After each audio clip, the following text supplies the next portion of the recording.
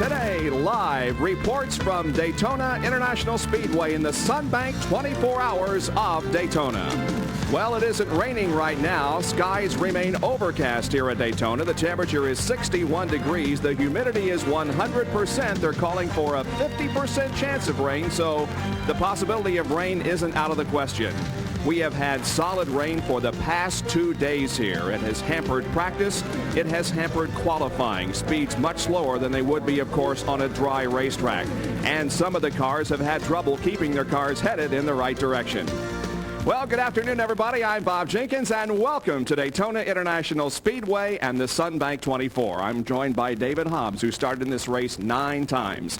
It's an event that brings together drivers of various ages, experience levels, some teams with a lot of money, some teams with very little money, and it also brings together cars that range in speed from almost 200 miles an hour to a little above 100. And certainly, David, the level of experience is shown in the car that'll sit on the pole today. Well, that's true. Bob Wallach is on the pole here. He's won this race 3 times, and he's at 47 years old. He's one of the older drivers in the field. And his co-driver, Bernd Schneider, at about 24, just a whip of a lad, is one of the younger drivers in the field. And I wish that just experience could really help in this sort of racing, but I'm afraid it's not always the wisest and the oldest and the most experienced or the best prepared teams that win. I'll never forget the Le Mans race in 1964 when Jochen Rindt was driving a Ferrari, and he really wanted to go home very badly any time after about 4 o'clock, i.e. starting time on Saturday afternoon. Well, you finished So he drove the heck out of that car, and of course at about the 12-hour mark they suddenly thought, oh my God, it hasn't broken and we're leading. And then of course they pussyfooted for the next 12 hours and won the race. So I can't say that we can really call any winners here today. You finished third on 2 different occasions here. I have indeed, and even one of those was not without his flaws. The defending race champions of this event, the Jaguar team, suffered a major setback on Thursday. Again, it was on a very wet racetrack. John Nielsen came down the backstretch, headed for the chicane. Look what happened. Into the chicane and out again into the bank. Saved him from going into Lake Lloyd there. Poor old John Nielsen, I think, had a little touch of brain fade there when he was trying to avoid brake fade. His real purpose was to try and bed in brake pads and discs at this car. This is only about his 3rd lap out. I think he went in there far too hot and backed it into the banking, and of course the car never did make the start. And of course that car has been withdrawn now from the starting lineup, so Jaguar down to 1 car. More on that. Let's go to one of our 2 pit reporters for the afternoon, Dave Despain. When the Jaguar crashed, the question became, can that second lone car go the distance all by itself? Davy Jones, the defending champion in this race. There was some question this morning about the second car, an electrical problem in practice. I understand that's fixed now? Yeah, it wasn't really a worry to the team at all. The car ran fine in warm-up this morning, and I think it was after they got it back to the garage just to do some last-minute over-checking just before the final minutes of the race. They just noticed a little electrical problem. It's nothing major. The crew assured me that it's reinstated the warranty, and it's set to go another 24 hours. Which is, of course, your task. My question to you, with 1 car out, it certainly increases the pressure on you. Does it affect the strategy? Well, I think for the whole Bud Light Castrol Jaguar team, we came here with 2 well-prepped 24-hour endurance winning cars, and when you lose one like that, our team, we never really missed a beat. We just carried on and kept the car. We qualified 2nd quickest on the front row, which is good, but it's not really that important for a 24-hour race. But I think the synchronization between Rob Wazell, Scott Pruett, and Derek Warwick and myself, we're working very well together. We're all real happy. We're real confident in the car, and the team's ready. We just want to get going. Thanks. Good luck to you, Davey. A couple of points about the Jaguar. A lot of these teams are going to carry military logos today in honor of the troops serving in the Persian Gulf. This car will carry the colors of the Royal Air Force and a squadron that is flying Jaguar airplanes in the Gulf this weekend. And one other note, Jaguar's been here 3 times. They've won the race twice. On both occasions, it was cool. The year it was hot, they overheated and broke and retired. Many think that the head gasket is the weak link in this car. We have cool weather that way and hot weather that way, and a changeable wind in between. In terms of strategy and the weather, the Jaguar people are saying, stay cool. Thank you, Dave. As we mentioned, Bob Wallach on the pole at a speed of 115.5 miles per hour average. However, he isn't the fastest in the field. With more on that, let's go to our other pit reporter. Here's Marty Reed. Well, thanks, Bob. Hello again, everybody. You know, the Nissans brought a 3-car contingent here, but they're all the Group C modification cars. That's the ones that run at Le Mans. One of the drivers, of course, defending IMSA Camel GT champion Jeff Grabham. You are under some restrictions here because of Group C cars. You can run only 2,600 liters of fuel. It means you have to stop every 50 to 55 minutes. It takes a minute 40 to do the refueling. You've got some severe limitations here. You've got to run a lot faster.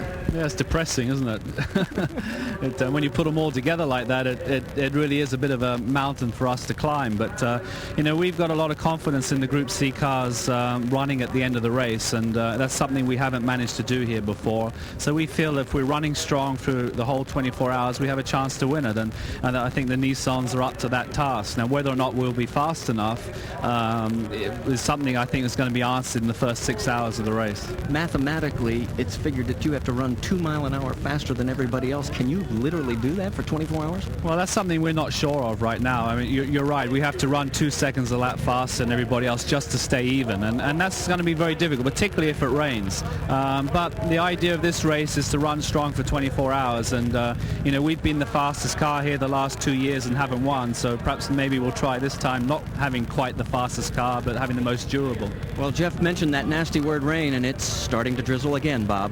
We have had some very bad weather here the last couple of days, and we could get some rain this afternoon as we're now about 23 minutes away from the start of the Sunbank 24 here at Daytona. Ending of art and machine. And by Quaker State, the Big Q is one tough motor oil. More pre-race activity here at the Sunbank 24 in just a moment. Impressive sight here at Daytona as 46 cars have lined up on pit road and are ready to take the green flag in about 20 minutes time from right now. It is beginning to rain here at Daytona. The American story, well, it involves a family feud, and for more on that, once again, let's go down to Dave Despain. Well, it's supposed to be a family feud. In this corner, the Unzers in a Porsche, and over here, the Andrettis in a Porsche. And here are the Andrettis, but where are the Unzers? There are problems with their car. They may or may not start. And so we have Mario and his 2 sons, Michael and Jeff, ready to make history. The first time the family have driven together. And my question is to Mario. You've won it all, the Indy 500, the Daytona 500, the Formula One World Championship, the IndyCar Championship, but never a 24-hour race. You have a chance to do that here today, and perhaps more importantly, you get to race with the 2 boys. Which of those opportunities means the most to you right now? Well, I think what's at hand means the most. Obviously, we're shooting for a good weekend here, and I just hope we can accomplish that because, again, there are just so many things on the line, and what's behind us, I think, should be a good car, and if it trucks along all day, we have a really very, very good shot at it. Ever the optimist, ever coming to win, and yet there are questions about this car. It was finished late, it was delivered late, it was not practiced nearly as much as they would like, and so to Michael Andretti, who made a lot of news this week with his Formula One story, and we'll have that in our 8 o'clock show, the question is this car, how good is it? Well, so far it hasn't missed a beat. You know, we've done every practice, and it hasn't missed a beat, as I said. Just hope it keeps going. Yeah, everybody's hoping that this family will get to do what they came here to do, but the highest hopes perhaps are with young Jeff, who's got a great season on tap, and you kick it off here today racing for the family. I got to think for you the goal today is seat time, get some experience. Yeah, I'm looking for seat time, and just hopefully we can finish this 24-hour race, and if we're running at the end, I hope that we're leading it. Now here's the good news. The Andrettis are ready to go, and we understand the Unzers may be too. Let's go back to Marty Reed. Thanks, Dave, but the Unzers are a team looking for a car right now. Al Jr., you're first in, but the car is still back in the paddock. What's wrong? Well, we put a new transmission in last night and ran this morning. My dad ran the car, and the oil pump didn't work in the transmission. We didn't realize that until it got back and they were checking it over. So right now they're in the process of changing it. It's going back together, and hopefully we're going to make the start. Obviously, Bobby, we won't say you're the oldest in the race, but the most experienced in the race. This has got to be a real treat having the whole family together. Having the whole family together is the ticket to the whole thing, and we really thank Yakendauer for that. We're all late, and we've got many problems with the car, but a lot of that's because of the Mideast War, and we're certainly glad they're having that part. But unfortunately, we're having a few car problems, and we've got our ace hitter here ready to go if the car shows up. Well, let's put it this way. They may be starting from pit lane and the pressure will be on, but I guarantee you the right foot will be pushed all the way down. Let's go back upstairs to Bob and David. Thank you, Marty. Al Jr. winner here in 86 and 87, and Al Sr. winning in 1985. Of course, all of our thoughts here at this race as we are about to begin it are with our troops in the Persian Gulf, and we certainly join with everyone around the world in wishing them good luck. Hurry back home. We'll be right back in just a moment.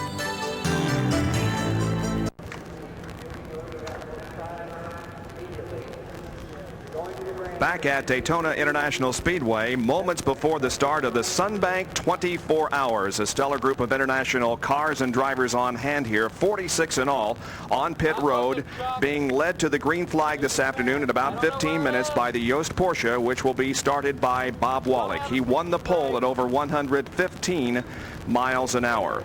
And we talked about the varying levels of experience among the field. Certainly, when you talk about experience, Derek Bell has 8 endurance wins. So does Jackie X. Hurley Haywood, who is also in the field today, has 8 endurance championships. The late Al Holbert was 7, and Bob Wallach is on the list at 4. And this includes the Daytona 24 Hours, the Le Mans 24 Hours, and the 12 Hours of Sebring. There is the car that Hurley Haywood will be joining in the drive here this afternoon at the 24 Hours of Daytona.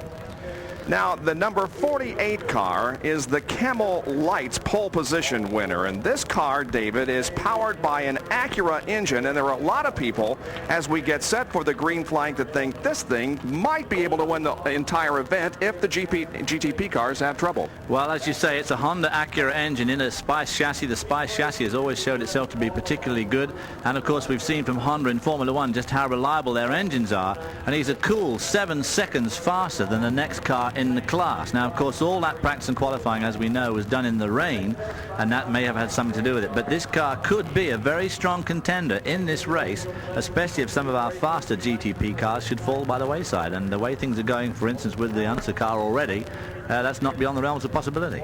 Here is the GTO pole sitter, Brian Redman, among those who will be driving in this car. It will be started by Brian. Bryce Cobb also among the drivers in this car, and we'll go down with to Dave Despain with more on this story. Dave? The car number 63 Mazda will sit on the pole for the class. This is the sedans with engines over 3 liters, and the engine is probably the key to that car. It is the proven RX-7 4-rotor rotary type engine. The car has big brakes and great radial tires, and it is in very good shape as it is significantly faster than the competition. But there is competition. The Mustangs of Jack Roush lurk back there, a couple of positions further back on the grid and a couple of seconds slower per lap. But Roush's cars have won 7 straight event victories in their class here at Daytona. So for these guys, it is an upset that they're hoping to pull off in one sense here today, although on the watch, they are the favorite. And here is the key factor for them. They want to win this class and move on to GTP. The national anthem underway here at Daytona.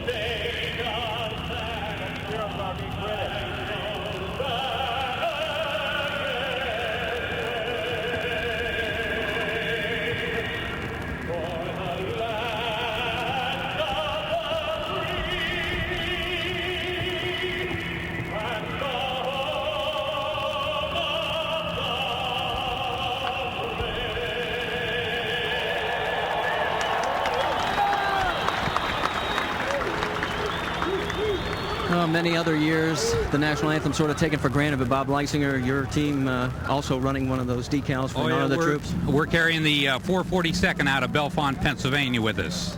Our spirits are really with them. Yeah, it does do a lot for everybody. I think means a lot more right now with what's going on there. But you are in a battle here with the Mazdas. Your two Nissan 240 SXs are sitting first and third on the grid, but only a half second separates you from the number 2 Roger Mandeville Mazda. It will be a very tight race. What we have to do is for the first 23 and a half hours really just play our cards right and have good pit work. The Toyo Nissan is all set to go. I think we're going to be in good shape, but the Mazda Mandeville group is really a good group. Busy because I know the race is about ready to set the starting grids for you here at the Sunback 24 at Daytona.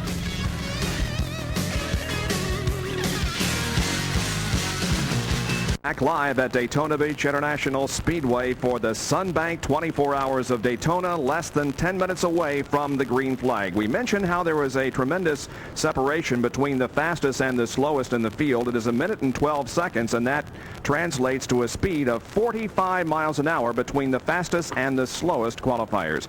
David Hobbs, take us around Daytona International Speedway, the road course that will be used. Well, crossing the start-finish line in the Jaguar or any of these top GTP cars at about 200 miles an hour, then hard on the brakes into turn 1 and down to second. Short shift almost immediately up to third. This little right, left and flick as you go through that first sort of a chicane thing. Down on this little bit of a straight here up into third. Down to second again for the International Horseshoe, which is a 180-degree bend. Try and keep a tight apex there. Accelerate fast up here, second, third and fourth. Now he's coming to a very, very quick left-hand flick. Flicks through there at about 145. Whoop, there he goes. Hard on the brakes again. Back down to second for the Horseshoe at the top, under the shadow of the bankings at turns 1 and 2 on the NASCAR circuit. Second gear there, straight up to third and then into fourth on that very short, sharp straight onto the banking turn. This again, he goes into second, climbs out onto the banking, gets very, very, very close to the wall. Here he goes through there, up to the wall there by the 76 ball and stays in third, fourth and fifth. Round the banking there, stays high with the GTP car. Hopefully all the slower cars are on a lower, slower line. There we see one in front of him, goes over the crossing here. A lot of dirt and dust at the beginning of the race because that's where all the caravan and campers come in. Up to about 175 on this back straight. Hard on the brakes. Down to third gear for the chicane. A left-right flick in. That's where we saw poor old Nielsen flick out. Stays in third. And third, the first part of this flick, left, throws you right up to the wall at turn 3 on the NASCAR circuit. Up to fifth gear and hard on it all the way back to the start-finish line, which is the fastest part here. And again, as I say, about 200 miles an hour as they cross that start-finish line. But of course, unlike the NASCAR cars, these guys have got to go down to second gear for turn 1 very shortly. There we see the view from the driver's seat. Crosses the line. And here is the starting lineup for today's race. On the pole in the Porsche 962C, number 6, Bob Wallach. His co-drivers Barilla, Schneider, and Segala. Outside of that front row will be Davy Jones in the Jaguar. The car is number 2. His co-drivers Scott Pruett, Derek Warwick, and Raul Boisel. Row number 2 inside. The 500 winner from last year, Ari Lyondike, along with Julian Bailey and Derek Daly in one of the Nissans. Outside row number 2, another Nissan. It'll be started by Bob Earl, his co-drivers, defending GTP champion Jeff Brabham and Chip Robinson. Going to row number 3 on the inside, the third Nissan. Julian Bailey will start it. Steve Millen and Jeremy Dale will assist. That's the number 84 car. And then on the outside of the third row will be the Andretti family, the number 00 Porsche 962 with Michael getting the starting call. Going to row number 4 on the inside, another 962C. This is the team car to the pole sitter, number 7. Frank Jelensky will start it along with John Winter, Henri Pescarolo, and Hurley Haywood, the co-drivers. Outside of the fourth row, Juan Manuel Fangio II, along with Willie T. Ribbs and Andy Wallace in one of the Toyota Eagles, number 99. Inside of row number 5 will be the Al Unser Jr. car along with his dad and Robbie and Bobby Unser. The number is 0 on the 962C. Outside of row number 5 will be James Weaver in the Dyson Porsche, car number 16. His co-drivers are Rob Dyson, John Paul Jr., and Tiff Nadell. Inside row number 6, the other Toyota Eagle of the race, number 98. It'll be started by Rocky Moran with P.J. Jones and Mark Dismore assisting. And outside of row number 6 will be John Hotchkiss along with James Adam and Chris Cord. That's the number 10 Porsche 962. As we said, 46 cars in the rest of the starting lineup. You can see there Derek Bell in the Gunner 966 Porsche. That is an open cockpit car, along with a car that will be shared by the winner of the Daytona 500, Derek Cope, in the number 4 machine. The 8th row has Brockman in car number 5, along with McAdam and Phillip, Johnson, Peterson, and Cameron in number 48. Going to row number 9, it's Cobb, Redmond, and Osteen, Halsmer, Morton, and Fish. The 10th row has Nolan, Schramm, and Cunningham, along with Morgan, Hessert, and Jim Pace. Going to row number 11, one of the GTO cars, Schrader, Jones, and Fergus, along with Gordon, Martin, and Dallenbach Jr. The 12th row, Johnson, Robertson, Sheldon, and Hines, along with Lagasse, Smith, Morrison, and Bundy in a Corvette. The 13th row, another Corvette, Heinrichs, Knowles, Hayner, and Pilgrim, with Stevens, Jaeger, Bennett, and Grunna also in the 13th row. Row 14, McDill, and Burt, along with Dow, Hepworth, Tincati, and Davis. The 15th row, Leitzinger, Lauren, Kurtz, and Leitzinger, along with Jelinek, Grooms, and Greenfield, the defending champions of the light division. The 16th row, Mandeville, Marsh, and Johnson, with Shaheen, Coe, Bobeda, and Jacobson. The 17th row, Leitzinger, Lauren, Kurtz, and Leitzinger. Also Puello, Holmes, Hill, and Bockstrom. The 18th row, Espinosa, Wilson, Solano, and Morajan, with Greer, Bacon, Urea, and Mace on the outside of row number 18. The 19th row, Gooding, Northam, Annis, and Panaggio, along with Hoyt, Reese, and Gagliardo. The 20th row, Brosnanaham, Berger, and Macalso, along with Nickel, Brayton, and Tennyson. And the rest of the starting lineup, as we get set, the cars are on the racetrack. We're getting set for the start of the Sunbank 24. We'll have it in just a moment.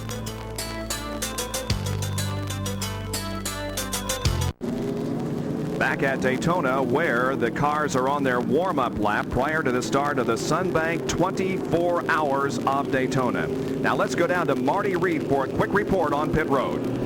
Well, the rain is starting to play a factor already. It's getting very slick just along here in pit lane, let alone what's happening out there. And we know of only one car that's managed to go out on rain tires. Everybody else, of course, is starting to gear up, so we could see some very quick early pit stops if the rain keeps falling.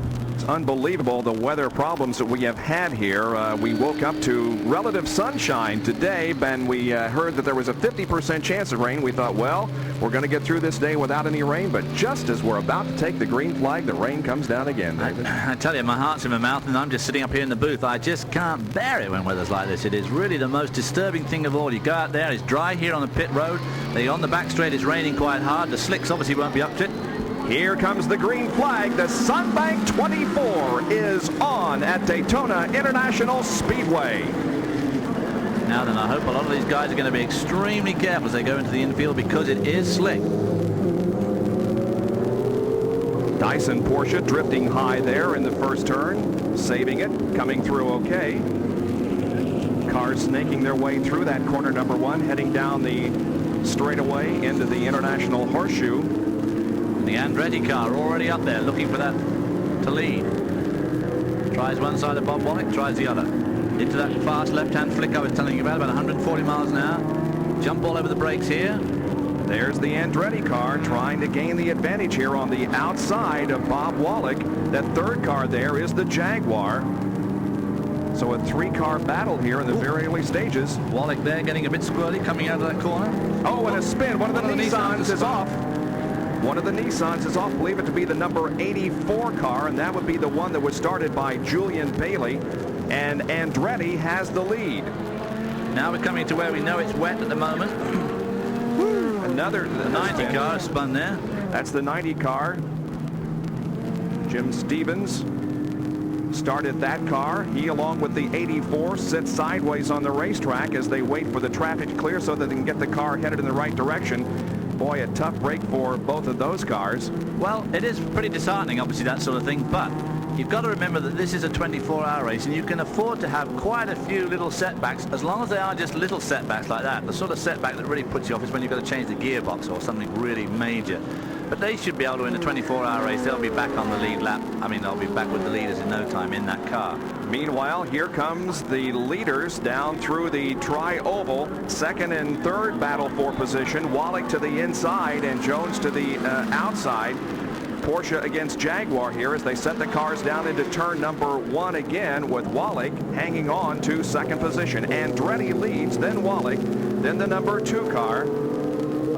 And then the Nissan, of course, in third spot. Now, we heard Jeff Brabham say before this race started really, these guys in the Nissans, that's the car number 1, number 83 and number 84, they're supposed to be averaging at least 2 seconds a lap more than everybody else to make up the time they're going to lose in the pits with their longer pit stops and more of them. Well, so far, not so good. Obviously, by now, he should have at least a 3-second lead, and as we can see, he has not.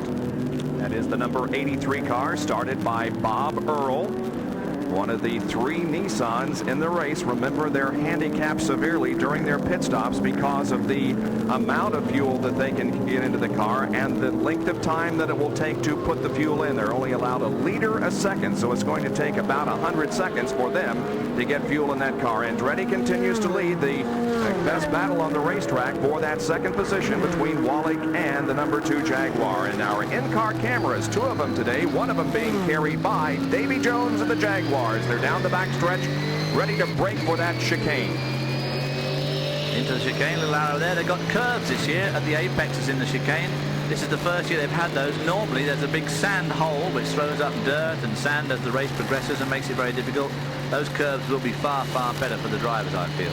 With the chicane, they're at about 200 miles an hour, maybe a little over. Without that chicane, they would be well over 200 as Wallach wants the lead. He battles with Andretti coming off corner number 4, and he grabs the lead as they cross the line. So Bob Wallach, the pole sitter, in one of the Yost Porsche 962Cs, has grabbed the lead again from the Andretti car. We'll be back with more of our live coverage of the Sunbank 24 from Daytona. Wallach, Andretti, Jones, Earl, and Daly at the moment.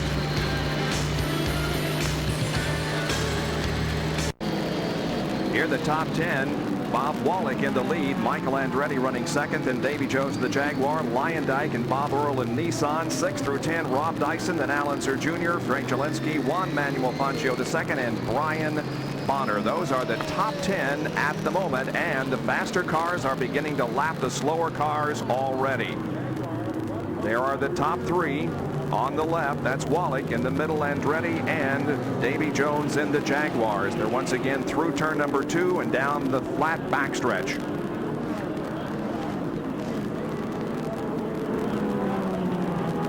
Now braking once again for the chicane. Davy Jones was much closer to Andretti than that before. Here's the GTO leader here, which is about to pass. That looks like the Adams 962 that he's having a dice with there.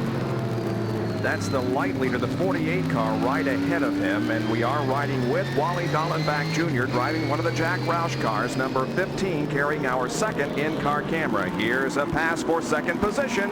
It is Davy Jones grabbing second from Michael Andretti. Jones takes the Jaguar to second, dropping the Porsche 962C of Michael Andretti back to third spot. And now Davy moving quickly on the leader, Bob Wallach.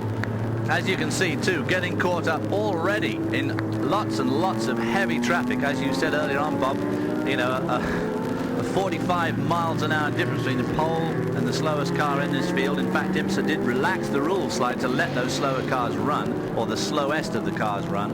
And, of course, this is a problem that these guys are going to have for 24 hours, and this is the worst race for that. This is much worse than Le Mans, where all the cars are of a similar type, and of course the race course itself is 8.5 miles as opposed to 3.5, so you don't get this tremendous traffic problem which they do here. And another factor is that Le Mans has what, 5, 6, 6.5 hours of darkness. Here, over half the race, over 12 hours, is run in total darkness. That's exactly right, and the only thing they're being spared today is because of this most un-Floridian type weather.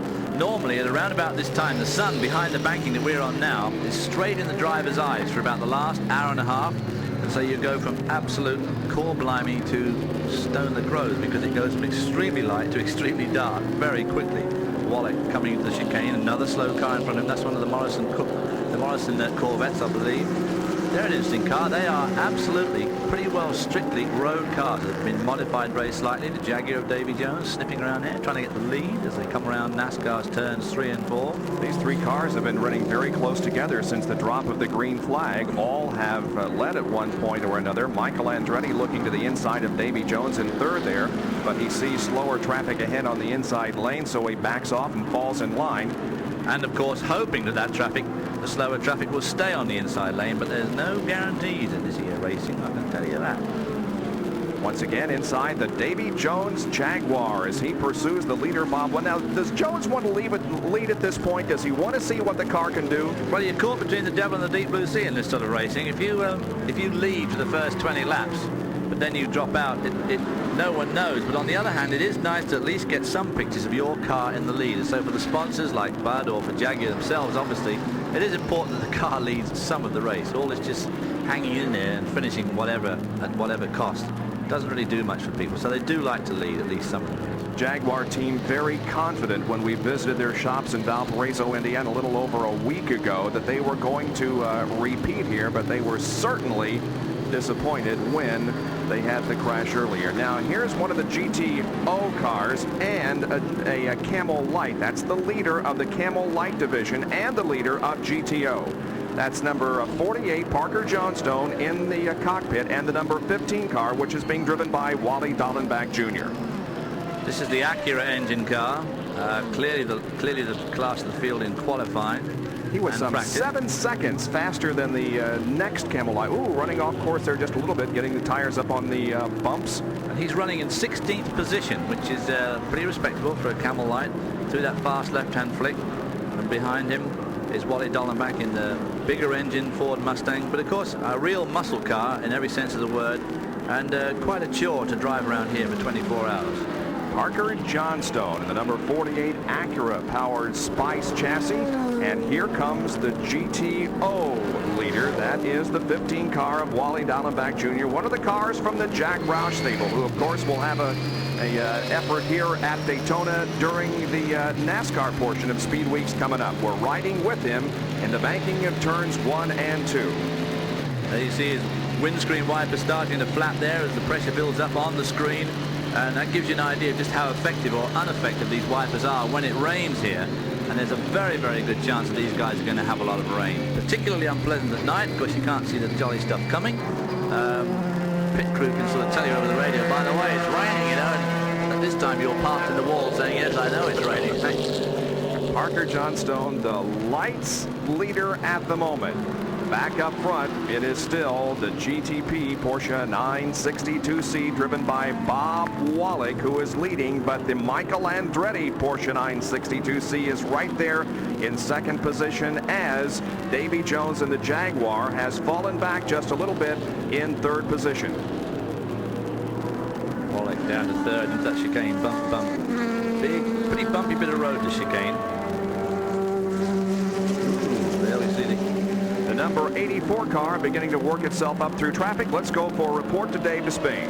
A lot of talk about the Nissan strategy. The big question, with the fueling restriction in the pit, the long pit stops, can they run a couple seconds a lap faster than the rest of the field? And so we just put the question to Bob Sproul, crew chief on the 84 car, and he said, sure, we can do that. And I said, well, where's the evidence? Your cars are not at the front of the field and they need to be. And he said, well, the evidence is car number 84. His point being that Julian did spin that car. Julian Bailey got it around sideways, stopped it. He now claims, Sproul now claims, that car is 3 seconds a lap faster than anybody else on the racetrack. I'm not sure I'm buying it, but it's certainly evidence of the optimism that Nissan feels in coming here and trying to do, if not the impossible, certainly the very difficult, and that is to run a couple seconds a lap quicker than anybody else for 24 hours. Dave, the car is running very well at the moment. It is back up to 10th position, so he is definitely moving up through the traffic very, very quickly. The battle for the lead once again between Wallach and Michael Andretti. True grit from a true Brit. He likes a bit of a challenge at our duels. And Bob Wallach criticized earlier in the weekend for being too old to run in these 24-hour races, and he is out to prove everybody wrong. There is the 84 car, and he is chasing down the leaders. That's the number 1 car. The 84 car's on the infield at the moment. He's absolutely streaking along too. He's looking very effective. Here's our leaders again. Bob Wallach, Michael Andretti and Davy Jones. Davy Jones deciding, I think, to just settle into a nice rhythm. That's Ari Leyendijk in the number 1 car, running in 4th position, the top Nissan at the moment. Get your pen and pencil ready. We'll give you the IMSA lineup in the races that we will be televising this year when we come back to more live coverage of the Sunbank 24. The Andretti Porsche is back in the lead, having passed Bob Wallach. Now here's that IMSA schedule that we promised you. The 1991 events on the IMSA schedule. West Palm Beach coming up on the 3rd, Sebring on the 16th on ESPN, then Miami, Brazelton, Georgia, Topeka, Kansas, and Lime Rock, Connecticut. That's an ESPN race on the 27th of May. Lexington, Ohio is next, then New Orleans, Watkins Glen on ESPN, Monterey, California, Portland, Oregon, and the Elkhart Lake race also is on ESPN. Del Mar, California will once again close the 1991 IMSA GT schedule. Look at this great, look, the Nissan with Ari Luyendyk in the cockpit challenges the leader Wallach. They go in there side by side, and Wallach comes, well, yeah, Wallach still has the advantage, but boy, that Nissan has come on strong and is indeed showing that they are the fastest cars on the racetrack. The Nissan there popping its way past both Davy Jones in the Jaguar and the Andretti in the black car there, the Havoline car, and Bob Wallach, of course, squeaking back into the lead again. Whoa, the Andretti Michael Air up on the... The information we had was the number 1 car, driven by Luyendyk, that is now second, would serve as the rabbit car and would maybe only run about 3 hours. Then they would retire it and concentrate on the other 2. And certainly it is going to the front at the moment. It's in second position behind Bob Wallach, Ari Luyendyk in the Nissan. Here comes Michael Andretti moving to the inside of Luyendyk, and Luyendyk goes back to third. Luyendyk got the nudge there. Bad place to go around the outside of somebody. Davy Jones has got the perfect bird's eye view of what's going on right behind that Nissan. It'd be interesting to see if the Nissan pulls away here, which in fact it does. As they go around the banking, it just gives you some idea of the power that Nissan's got. Pretty awesome, of course. They can run a lot of boost and they can run a lot of horsepower, but they just have to be very careful of their fuel consumption. They've only been running 17 minutes and they're bumping already out there. Be a bit careful here. Julian Bailey in the third of the Nissans is 40 seconds behind this lead group, which just shows how costly that spin was, because he's turning in some good laps. He's doing 142 compared to our pole position time of 150. Remember, of course, pole was in the wet.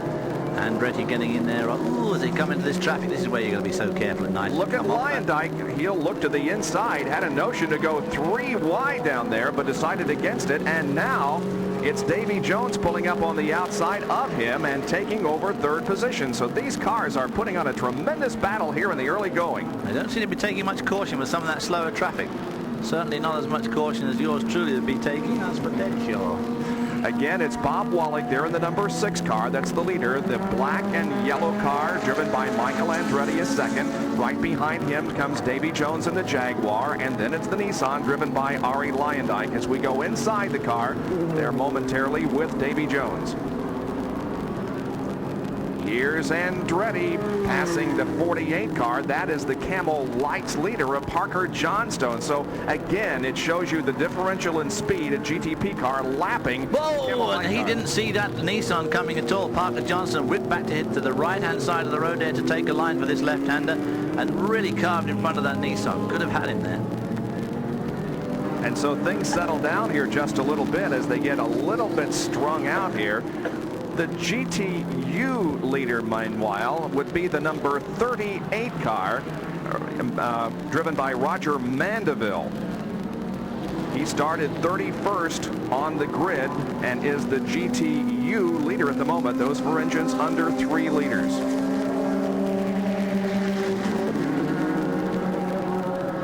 And you can see this differential in speed here. Look at Wallach go around him. I must confess that the GTU guys do have my credit, because they have to put up with an awful lot. They have to really, they're going fast enough to get hurt when they run into things, but they also got to keep out of the way of those really fast guys. There we see Mario looking at his son, who is in second position at the moment. Michael is second to Bob Wallach. We'll be right back.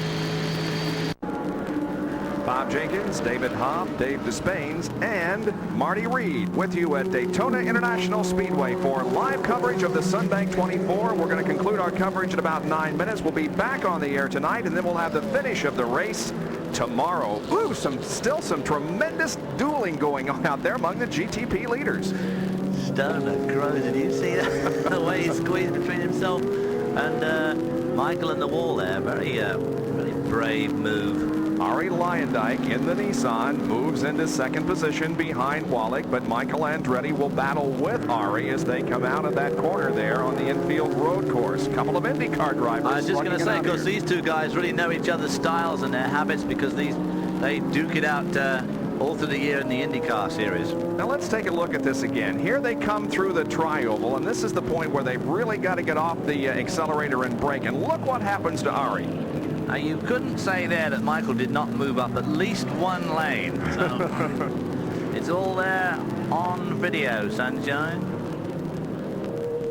So we have Ari Leyendijk now losing second position to Michael Andretti as Andretti passes on the high side, but no, here comes Leyendijk right back on the inside.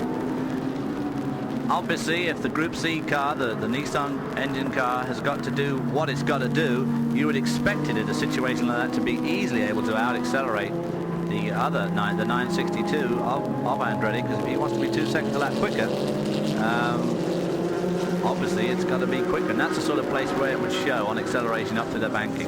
Ari Leyendijk, of course, the winner of the Indianapolis 500 and the winner of the Daytona 500 a year ago here at the Speedway, is also in this event, driving a GTP car for the first time. Ari Leyendijk takes the lead. Look at him maneuver through traffic. Oh my gosh. He was threading his way through literally threading his way. You got to put a lot of trust in those other drivers to pull stunts like that. Hard to do that for 24 hours, and extremely hard to do that when it's raining and you can't see very well. Yeah, that does bring up another subject. We talked about how much of this race is run in the darkness, and when you add the possibility of rain to that, you've got some real problems that are going to set in about 6 or 6:30 tonight and go until about that time tomorrow morning. Michael going well wide there. There's nothing over there, but it could be that the car, you know, these guys didn't have much chance. A blending of art and machine with an Welcome back to the Sunbank 24, being brought to you by Budweiser, the king of beers. Remember, know when to say when.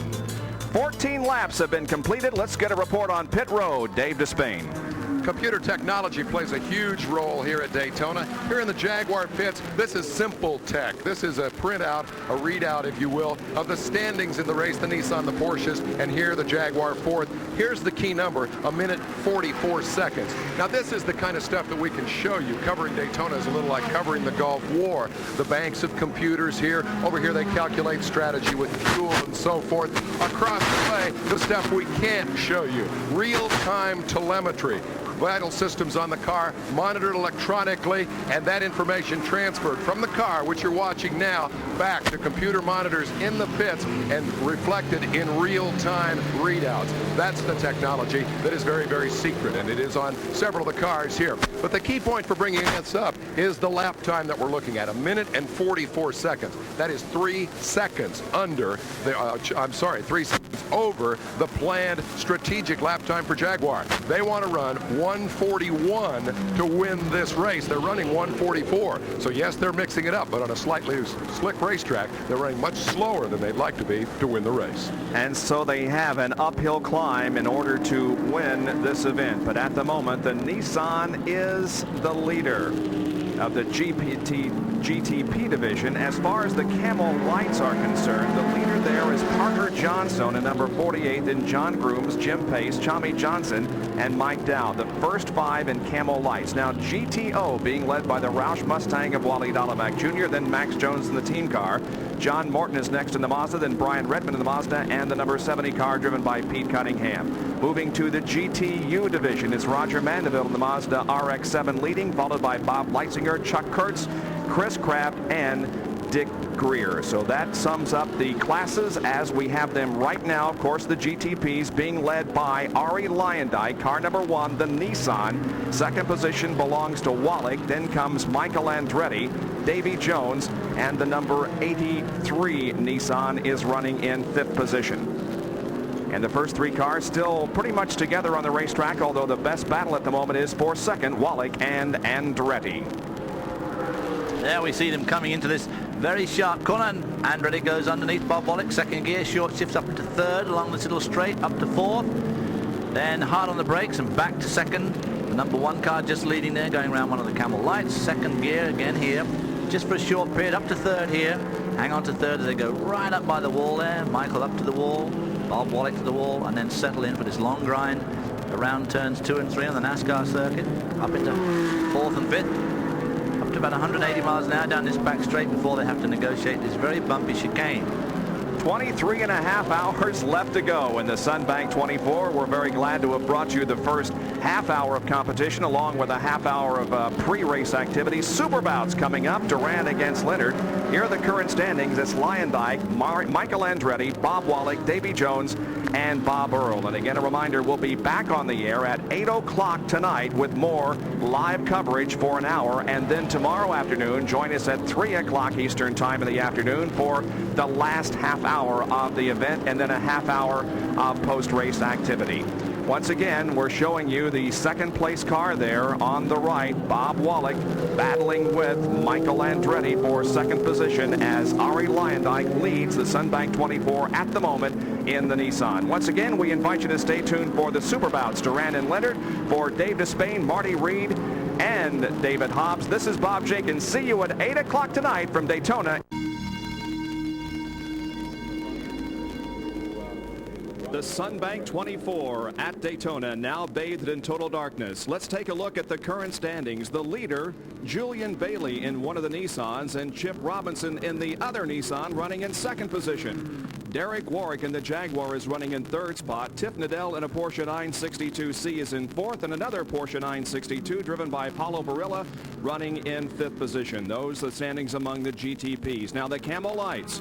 Bob Lesnett in car 48 is leading. Charles Morgan running second, then Peter Greenfield, Mike Dow, and Tommy Johnson. Taking a look at the GTO standings at the moment. The leader, Wally Dallenbach, and Max Jones running second in the Jack Roush cars. Mazda driven by Price Cobb is third, then Tommy Grunna in number 90 and Scott Lagasse in the Corvette number 92.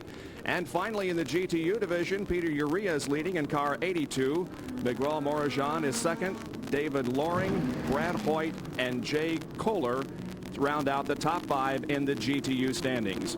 You are looking live at a pit stop that is going on right now in the Nissan pits. And David, it appears as if the Nissans are doing exactly what they have to do, and that is, despite these long pit stops, they're able to come back and take the lead. David Hobbs with me here in the booth. But first of all, their strategy did not appear to be working, because every time they stop, you know, with their restricted refueling process, it takes them nearly a lap, even in this wet weather condition, to refuel. But they have in fact persevered, and now they're running in first and second spot with the Jaguar with Derek Warwick behind the wheel, now in third. So their strategy does appear to be working extremely well.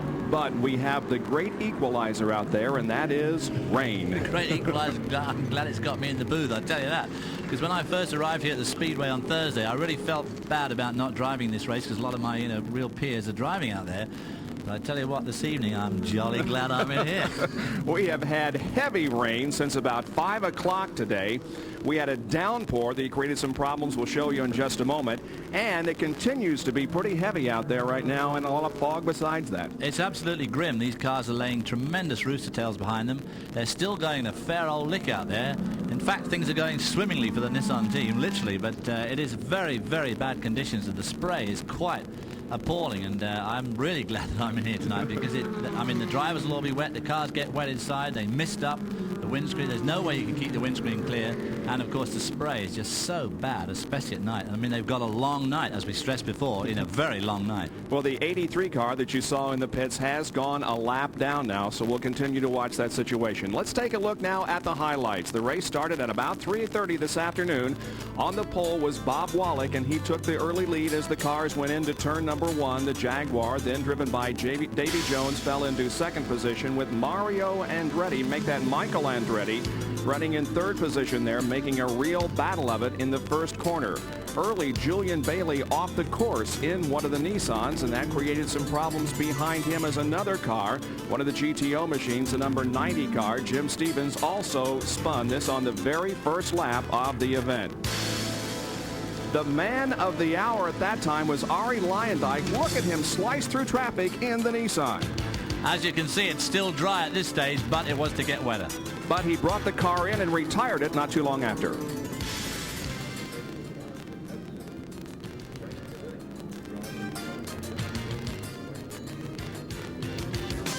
Difficult because the Nissan is quite a bit more powerful than the other cars, but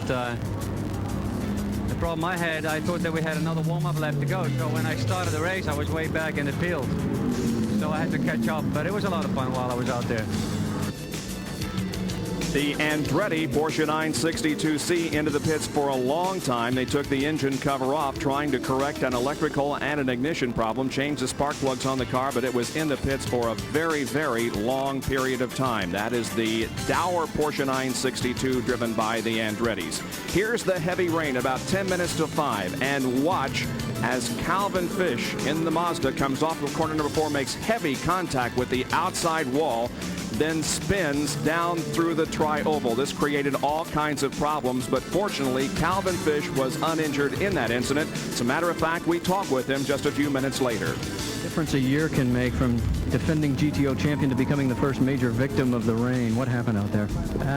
Well, obviously just started to rain on half the circuit, and I came out the chicane, ran NASCAR 3 and 4, and you know, it slowed down considerably, but as I came off the banking, you know, I just swapped ends. I think, probably thinking about it now, the water probably drains down to that area, and I just didn't allow enough. Just went too quick. You're all right, though? I'm fine. It's just a major disappointment for the team, and I'm majorly disappointed that I didn't adjust enough for the conditions on the slick tires. It's hard to know, you know, you can never tell how slow is slow enough in those conditions. The slick's on a wet surface, but you know, I thought I'd slow down enough, but obviously not, and we're paying the price right now. We went full course yellow, and Justin Bell in the number 60 car. That's the open cockpit machine. You don't want that during this heavy rainfall, David. Getting a real baptism, young Justin Bell. It's the first time he's driven a big engine car. It's the first time he's driven a turbo car. It's the first time he's driven on this racetrack. So his dad said, Justin, it's raining out. Go with some good practice.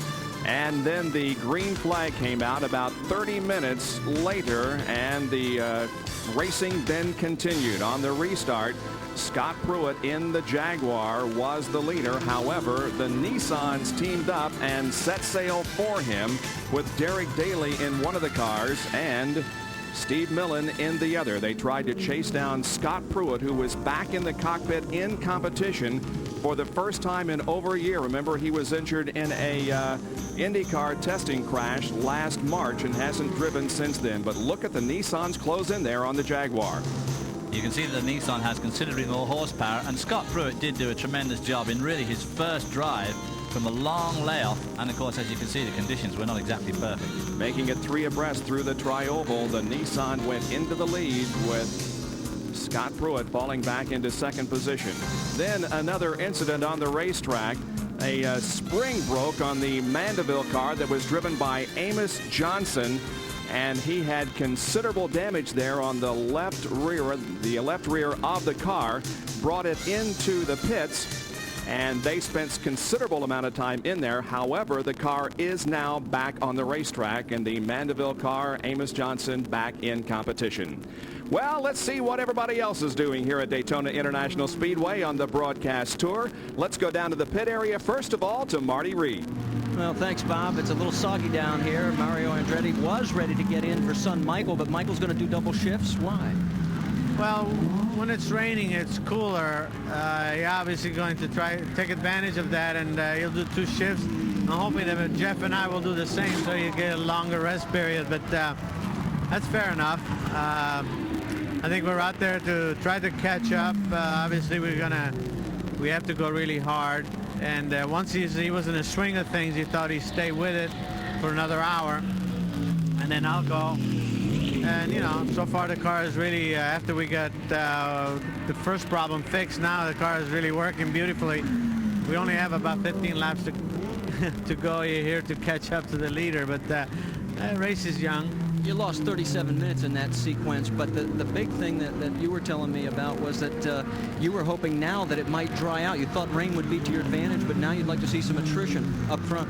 Well, the rain is always a lot easier on the cars, and you can't run as hard because of the fact that it's slippery, and then the engines run a lot cooler, so the cars have a tendency to last longer in the rain, and now we're looking for cars to break down. Well, go get some rest. Thanks for talking to us, Bob. All right, thank you very much, Marty. Mario Andretti in the Dower Porsche running in 14th position overall right now. The leader of the race, once again, is a Nissan, number 84, driven by Julian Bailey. Well, Dave Despain has found some shelter down in the pit area. Let's go to him with some special guests down in the pit area. Dave? We've got a race off the racetrack here. These guys are going to see who can talk the fastest here. I think my guests need no introduction. This, of course, is Pete Halsmer. He is a former GTO class champion, former winner of the race. Guy on the left, stock car racer, obviously lost, trying to get to the Daytona 500, blundered in here and thought, hey, I'll drive this thing. Mark Martin representing the Jack Roush team, and that is really the battle that we're talking about in GTO tonight. It is the factory Mazda effort that a lot of people think may be the favorite. I want to find out more about that from both of these guys against the Jack Roush team with 6 consecutive victories in the class in this race. It's a phenomenal record. I'm not sure where to start, but I think I'm going to start with Mark. My opening comment tonight was going to be about the rain and the fact that you should not feel sorry for the drivers. You should feel sorry for the reporters, the safety workers, the corner people, everybody here. You should not feel sorry for the drivers because they get to go out and have fun. And he kind of smirked at me, and Martin lit right up. Mark Martin, I've talked enough. Is it fun? It's a blast, I tell you. I was so scared of driving in the rain. I'd never done it until yesterday afternoon. And finally I said, guys, it may not be dry here tomorrow night. Maybe I should just take a few laps of practice. And I really hated it. I felt like I did terrible. And I slid all over the racetrack and was miserable. I got right in tonight around 5 o'clock and just had a blast. I tell you what, it's I believe it's more fun to run in the rain than it is when it's dry. Skidding them around, short tracking, it's what you did all the way coming up through. This has got to be just like it, right? It's a lot of fun. Pete, you kind of frowned. You weren't not having as much fun in the rain? I'm sure his guys would love to hear the fact that he loves this rain because they're going to put him in every time it starts to sprinkle.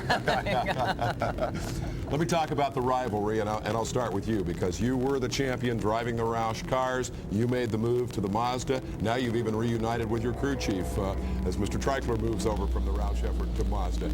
Tell me about this effort. Is it as potent and fast as all the pre-race press releases said it was going to be? Are you really ready to beat his team? Well, I think we're gaining, I think we've made some improvements. The guys have done a tremendous job. We've got an excellent car. I think the team has improved in a lot of the areas that exist in a team, and naturally it's a major team effort when you come to an event like this, and I think the cars are very competitive now.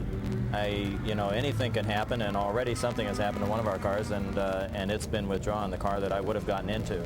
But the number 63 car is out there running and running well, and I'm glad the other guys are having a lot of fun in the rain. So you're confident? I feel good, but like any racer knows, anything can happen. You have to go out and you have to concentrate on the job at hand and get the job done the best you know how, and we've got good people doing all of the different areas that are important, I think, as far as the team goes, and I'm behind them 100%. Whatever happens, if we don't beat them today, we'll beat them tomorrow.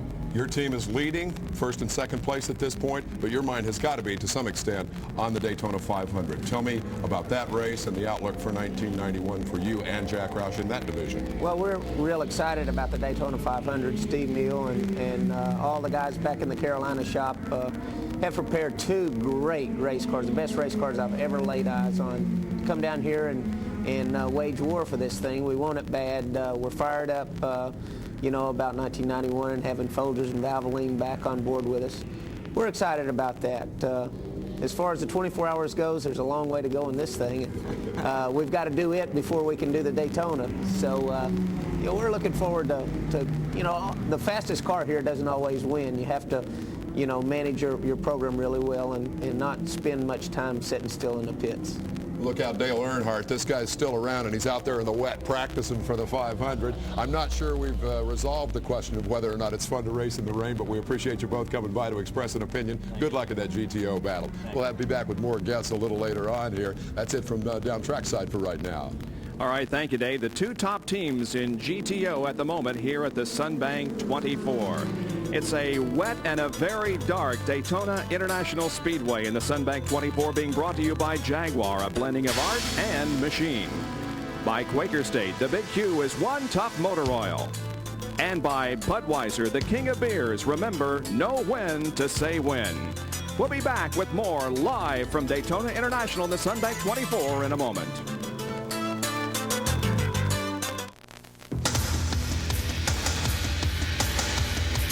Jaguar is beautiful. It loves the sun and the wind. It knows the luxury and comfort of a snug environment. And its potent V12 power dominated the 24 hours of Daytona and Le Mans last year, finishing first and right now by the Nissan, driven by Julian Bailey. Now, as far as race summary is concerned, we started the race at 3:30 this afternoon, and Julian Bailey at the moment is leading. We've had one full course caution for a total of 7 laps as the leader now comes into the pits. 17 lead changes among 7 cars. 2 cars are currently on the lead lap at an average speed of 104.5. They weren't ready for this pit stop. Let's go for a report, and Marty Reed. This is a total surprise to the team. In fact, we were just chatting with some of the guys along the side wall, and I mean, they got caught short-handed. Now, the one advantage they have because of the slow refueling process of the Le Mans cycle, they can take up to 1:40 to do all this. Now, you can see Steve Millen is still putting on his gloves. He's not ready to get into the car yet, but again, that's the one advantage. Now, Chip Robinson will be climbing out of the rig, and we ought to explain on the Le Mans rules, these Group C cars can only use 2,600 liters of fuel, and they pump it in at 1 liter per second. And it means to get 100 liters in there, it takes about 100 seconds, about a minute and a half. And this is one of the downsides of running this 3.5 liter car. And one of the reasons also they have to go in and start all over as far as the fueling process about every 45 minutes. Let me see if I can jump in front of the camera here and find out. Did he surprise you with this stop? Was there anything specifically wrong? I don't know. Well, you can see just how quick and harried everything is. They are not ready for this, and they have no idea what's wrong. Let me see if I can get a hold of Julian. Well, Julian obviously wants to talk to the team first, so the wonders of live racing. But you can see, take a look up here over my shoulder, Gordy, and see. I mean, they are basically wondering what the heck's going on, too. Julian, this surprised everybody. What happened? Well, the car's got a really bad vibration, and I came on the radio to let them know, but for some reason they couldn't hear me. So I put up with it for a couple of laps, and the car's really vibrating. Could be a tyre, so I thought it's best to come in case the tyre blows, and then we ruin the race. So that's what I've done. Well, don't feel bad. We were talking with some of the other teams. There's about 3 or 4 teams that are reporting radio problems, and it looks like the old flashing light routine may be coming back. Well, we got I don't know if it's a tyre or what, but we got a problem. All right. Well, there you hear it. They've got a vibration. Bob? All right, David, he mentioned the possibility of it being a tire causing the vibration, but it could be a number of things. Well, obviously, the simple thing you go for is the tires, yeah, but it could be drive shafts, it could be the inside of the gearbox, and of course on these highly aerodynamic cars, it can very often be a bodywork panel that's lost its stress member underneath, and it can cause the most unbelievable vibration. It takes an awful lot of finding, too, because you're just not looking for that. You're looking for a rotating part. So you put some new tires on, you go out there, and you hope it clears up. And if it's still vibrating then, obviously you have to start looking further, yeah, but as I say, panting bodywork panels, it's quite amazing the sort of vibration they can give. Julian Bailey, of course, we might add, is leading the race, or was leading the race for this pit stop, and of course that was after that long spin that he had on the opening lap of the race. So it just shows how the fortunes can change in these long, long races. They certainly have been fast on the racetrack under what would be normally green conditions, but again, it's raining very hard here, and so everybody is kind of equalized. Now, the Jaguar goes into the lead right now, and we will visit with Tony Dow, the managing director of Tom Walkinshaw Racing, the Jaguars, when we come back to Daytona International Speedway in the Sunbank 24. World tonight at the Sunbank 24 Hours of Daytona at Daytona International Speedway in Florida, where we have very bad weather conditions. Rain has been plaguing this event all day long, and it plagued qualifying and practice the last 2 days here at Daytona. So hopefully the weather is going to clear up and we can have some fast racing conditions by tomorrow. Of course, this race started at 3:30 this afternoon, will end at 3:30 tomorrow afternoon. Well, each year one individual is recognized for his contribution to endurance racing, and certainly the man who has apparently contributed most to that in the past year has been Tony Dow. Ron Hall, Lieutenant Colonel Ron Hall, presents the Air Force Reserve Performance Award to Tony Dow here at Daytona International Speedway earlier this week, and we were there. Thank you. It's exciting to be back at International Speedway to present another Air Force Reserve Commander's Performance Award. With me and to receive the award is Mr. Tony Dow. Mr. Tony Dow is the team manager of the Jaguar racing team. Last year they had success in winning the Le Mans and the 24 Hours at Daytona. This dedication, professionalism, and most of all teamwork exemplifies this award in the Air Force Reserve. Congratulations, Tony. Thank you very much. It's obviously an honor, and it's not just for me. It really is a team effort, and while my name may be on the trophy, it is going to be in the workshop for the whole team. I'd like to say that the job that the troops are doing overseas and everything that's going on over there is the same teamwork, and we're very proud of what you're all doing for us. Thank you. Thank you. Thank you, sir. Well, that was earlier. Now here is a live shot of Tony overseeing the operations in the Jaguar pits. His driver, Formula One pilot Derek Warwick, is leading this race at the moment in the number 2 Bud Light sponsored machine. However, we expect it to be into the pit area in just a couple of laps. Well, about 10 days ago, I had a chance to go up to the small town in northwestern Indiana where this operation is headquartered. Valparaiso, Indiana. Orville Redenbacher used to live near here. His popcorn farms are still here. A major university is located in this town, about an hour drive from O'Hare Airport in Chicago. When Tom Walkinshaw Racing opened its shops here in the U.S., it chose this community for a number of reasons. This is where they put the cars together that compete here in the Daytona 24. Tony Dow is the managing director of Tom Walkinshaw Racing, the Jaguars. We looked at all the things that would satisfy our requirements, being near a major international airport, being based somewhere in the middle of America.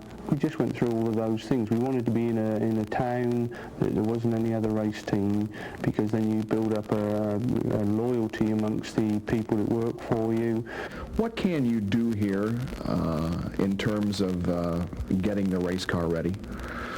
Well, pretty much everything. We make all our own suspension components. We do the vast majority of the bodywork. We're one of the few race teams with its own in-house CAD/CAM design facility. We make our own brake calipers. We do our own drive shafts. We've just installed our own in-house gearbox facility, because that's going to be one of the areas that in the future will take a big part in increasing the performance of the car on the track.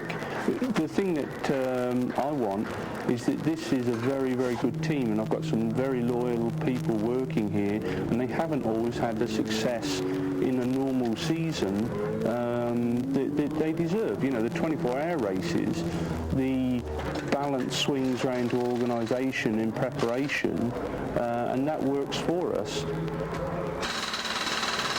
Very impressive facility there in Valparaiso, Indiana, the home of the Jaguars, which right now lead the 24-hour race here at Daytona. Derek Warwick in the car right now. Scott Pruett is another driver in this car, and we will be back with a conversation with him in just a moment. Stay tuned for more live coverage of the Sunbank 24 from Daytona International Speedway. And while we were away, the Jaguar did indeed come in for a very quick pit stop, and he is back out there on the racetrack, and Derek Warwick stayed in the car. Well, of course, they're going for the longest stints here. They've got a lot of drivers in that car. And, of course, if they all take 2 stints each, it means that the people who are out get a really good chance to get some proper rest. Does it really give you an opportunity to take a breather when you come in for a pit stop as short as that one was? Well, it's pretty much of a breather. That's about all it is, a breather.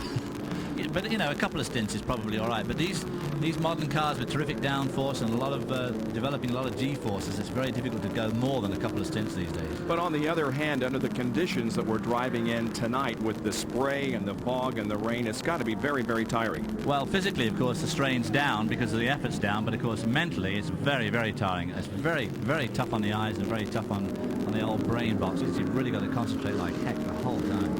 And down in the pit area in our pit central, in the dry, Dave Despain with more guests. Dave? Yeah, we're We're down here. I'm having a great time because I get to watch the driver reactions to what the experts are saying up in the booth. And David's talking about how it's very, very difficult to do more than a couple of shifts in Pruett's going. That's a piece of cake. So here they are. Let's put them on the spot. We have not only colleagues but race drivers. You've seen them both and heard them both on ESPN as well as seeing them in their race cars. Scott Pruett, of course, back in his car. Sorry about that. And we're happy about that. And down on the end, Derek Daly, who pursues Indy cars and has a lot of experience in the Nissan, and the Nissan is, of course, leading right now. But I think the first question has to go to Scott, and that is, how does it feel to be back at the wheel? Great. I mean, it's wonderful. It's, you know, all the hard work, all the frustration, all the pain. It's finally all coming together. You know, when you're going through that whole process of coming back and working day after day after day, you really don't understand. I mean, you know what you want, but you don't know how bad you want it and what it feels like to be back. And now that I am back, it's great. It's wonderful. Did you ever doubt that it would happen? Was there ever a time when you gave up hope at all? No, there wasn't. You know, I just kept working at it, and you know, everybody had been real good. Everybody at True Sports and Budweiser were real supportive and real good, and even the therapist right on down the line. I mean, everybody was, you know, they knew I wanted back and were able to be supportive as they could be and help me, you know, push along real hard as well. So with those things, as well as friends and family around me, there was never a question. Well, we're going to miss you, the broadcast booth, because you're out there wanting to drive those race cars around all the time. You've been through that same experience, Derek. You've had the injury, and you've come back from it. It's not something that anybody wants to go through. Are you able to just completely put it behind you and not worry about the possibility that it might happen again, or does it enter your mind once in a while? The interesting thing I found was when I went back to Michigan for the first time, which where I had my accident, how was I going to feel? But luckily, the car was very good that day. And I think the car really is what gives you confidence, and the people that surround you help build your confidence, because your confidence takes a hell of a lick when you're lying in that hospital bed, you know, and it's a slow build-up process. You know, you never ever forget it and put it behind you. You're just aware, and it's a learning experience, and you become better for it, I think. He's right. It's exactly what happens. And one thing that I had also learned is now, looking ahead, I'm not as scared as having a crash because I know which the body can go through and that you can come back from. But there's still, I mean, you do everything you can on your side to make sure you're as strong as you can physically and, you know, cardiovascularly and even with all the joints and pieces. But the one question that you have before you get back in the car is, you know, is there going to be something that holds me back? Am I going to have the flashbacks? Am I going to have, you know, problems? And when I first got back here in the Jaguar car, there was some flashbacks. I mean, there was some, you know, since my whole wreck was so vivid, there was still some flashbacks of losing brakes and, boy, where am I going to go? And slowly, after time, that went away. Yeah, that's the unfortunate thing for you, perhaps, is that you do remember it. A lot of guys don't remember the one in which they get hurt. Let's talk about this race. I mean, let's talk about a more pleasant subject. We've got a great race out there in the rain. Your guys' cars knocking each other apart out there trying to win this thing. And it's supposed to be a 24-hour enduro. The first hour, we saw cars together. We saw the spin for the Nissan. Has endurance racing really changed that much? Is it now a sprint race? Are you guys going to be like the Daytona 500 banging fenders here before long? Well, it's not. You know, the thing that the 24-hour has changed is teams like Jaguar and Nissan have come on and they put together such great cars. You know, they're just very, very tough, and they go hour after hour after hour, and that's just increased the level year after year after year of competition. Now, if you look, there's 4 very talented drivers in our car as well as a number of cars, and you're only looking at doing 1 hour to maybe 2 hour stints because you have to push so hard every time because the cars just don't break. I mean, you have to be careful not to run into people, and hopefully you're not going to have that problem. I mean, you're being extra careful right now because the real race doesn't start till tomorrow sometime. I mean, now it's just a matter of getting there and being in good strategic position to win the race. Do I recall that you actually passed him for the lead? Do you guys know who was? I didn't know who was in the car at the time, but I did pass the Jaguar. Your car spun early in the race and had to come all the way back through. That was the 84 car. The 84 yeah, car. I was in the 83. The 84 car proved, perhaps, the theory that Nissan apparently came to this race with, that you can run enough faster to make up for the pit time that you have to spend. I, for one, was very skeptical about that, but they caught up. We're not sure in dry conditions that we can quite run to the pace that we want to. The wet weather conditions suit us at the moment because we're able to conserve some of the fuel, because If it was a dry race completely, we definitely have a major problem with the fuel, trying to make up that deficit. Brabham told me just before he got in the car for his stint he's in now that was definitely the case. The rain was a tremendous advantage. He looked up and smiled and said, let it keep raining. And yet, in the Jaguar pits, they told me the same thing. They said, we love the rain. This is great. It's not a problem for us either. Now, obviously, people have to remember that the Nissan is running to Group C rules, and we're running to IMSA rules. So they have more horsepower, and obviously you can see that on the track. The thing that they don't have are... Which explains why. Yeah, right. That was your driver talent, how I passed it. Nothing to do with horsepower. But so they have a situation where it takes them about, what, a minute and a half for a pit stop for 90 fuel? seconds, 100 seconds. Sure. I mean, we're finished, and we have to just sit there. Everybody's finished their work, but the fuel flow is so slow because of European regulations. I mean, it's very frustrating if you lead the race and come have to sit in the pits. Is it safe to assume that at this juncture, each of you would pick your own team to win? Sure, without a doubt. You afraid of the Porsches at all? I don't think that, there's a lot of good Porsche cars here, but you have to look now at the whole team. I mean, and the preparation that goes in before it gets here. I mean, everybody on the Bud Light Jaguar team has worked very, very hard. I mean, body works, fit between cars, noses, tails, different pieces, the whole situation. And I'm sure it's the same thing with the Nissan team. The pit stops, we've had to work very, very hard to have pit stops at about 30 seconds so we can hopefully make up some time against the Nissans. We wish you both luck. We thank you for coming, Derek Daly and Scott Pruett, and we'll be back with more from Daytona right after this.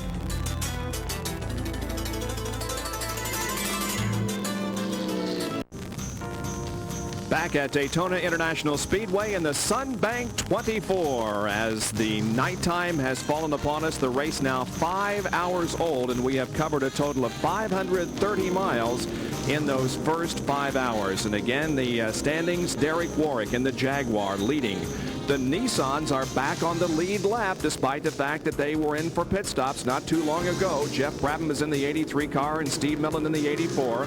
Paulo Barilla in one of the Porsches and John Paul Jr. in one of the other Porsches running in 4th and in 5th position. Now taking a look at the standings in the Camel Lights division, it's Doug Peterson in that 48 car, the Acura Spice leading. Charles Morgan in number 9 is second.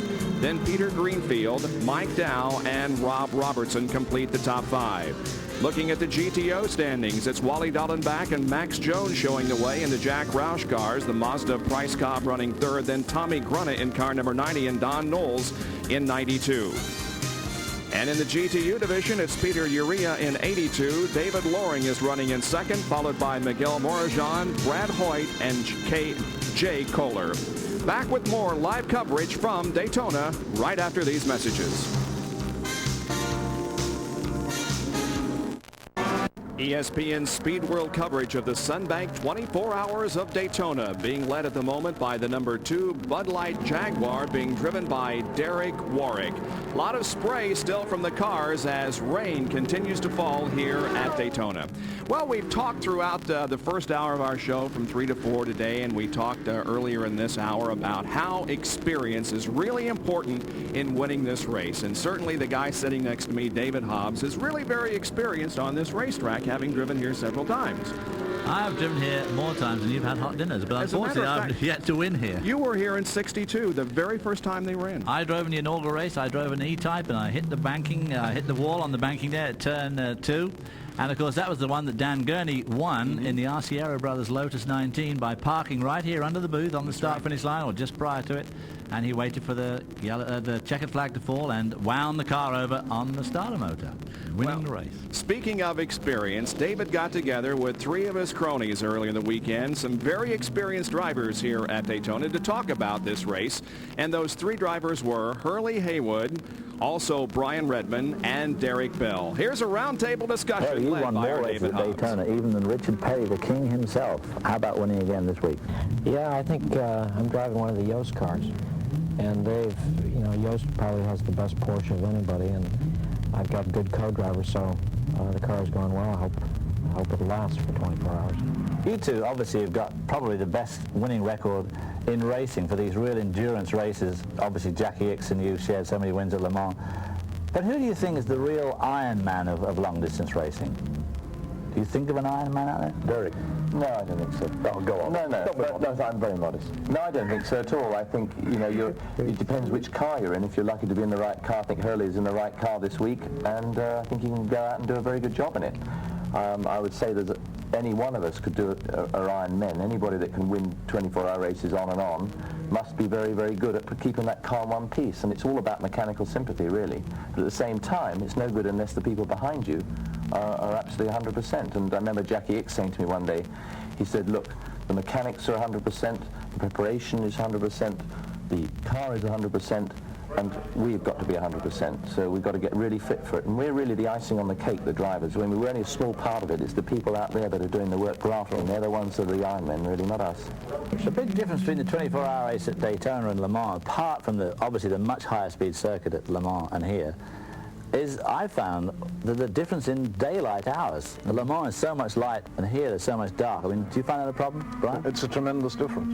Yeah, tremendous. I mean, really, at Le Mans, you've only got about 6 hours of real darkness, and here you've got about 12, so it's a massive difference. And of course, that's a big load on the electrical system of the car as well. You know, just another thing.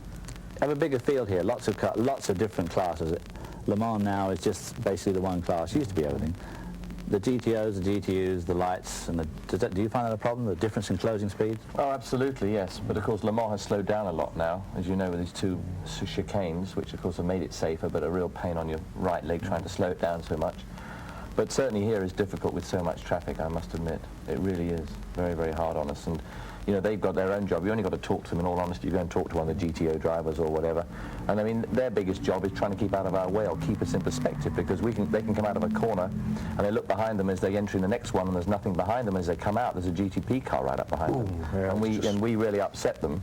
And we think that, you know, we're the king of the road, but they're running their own race, and we have to respect that. Do you find closing speeds difficult here at night? There's so many lights, especially as the infield here, we use backwards and forwards on itself. Do you find that a problem at all?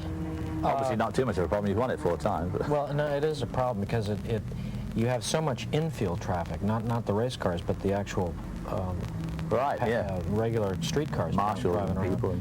And you know, you've got lights coming at you that blind you for a minute, and it's difficult. Here you really they've put curbing up, and yes, last night I couldn't see a thing. I mean, they have no reflective strips or anything on the curbings. We've gone to IMSA to ask them to put the strips on, and my lights weren't aimed just right. So it was like driving without lights. So in case your lights do go out, I do know that I could still drive around and get around. But remember, before Hurley, we had holes there instead, and they used to put up rocks across the road. Well, I'm in favor of it.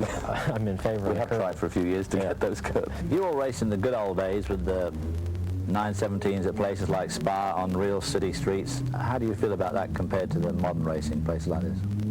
It's safer. Yeah, you only got to look at the track record to see the safety is far, far greater now. On the way up the hill from Malmedy, we used to clip the front doorstep, the flagstone. Yeah, that was the apex. That was the apex. What's the apex? Well, it's that cottage on the corner, and that's what it was. There was no barrier. That was the apex of a 150-mile-an-hour corner. Someone's front step, and sometimes there'd be people sitting on the step, so reading the paper and watching the race in the television in the other room. Milking the cows. You used to wave as you went whistling past. Unbelievable, yeah. As I said, there's 146 years of experience sitting here, but still, when the flag drops, do you still really want to get into that corner first, the first corner first? Do you want to beat the guy next to you? Let's face it, as Brian has been quoted as saying many times, you've got to see the flag to win the race, and that's what it's all about, is the last lap, not the first. And people that want to try and win on the first lap or the first corner are very stupid in a 24-hour race, or any race for that matter. You should treat the first corner the way that a porcupine makes love. Very carefully. Right now, lad. And on that note... Well, we might mention that Derek Bell is already out of the race, but Hurley Haywood and Brian Redmond remain in contention here in the Sunbank 24, which continues with the Jaguar leading. Now, quick reminder, NFL football action tomorrow night, Sunday night at 8 o'clock Eastern Time. It's the AFC and the NFC Pro Bowl live at 8 o'clock here on ESPN. We'll be back with more from Daytona.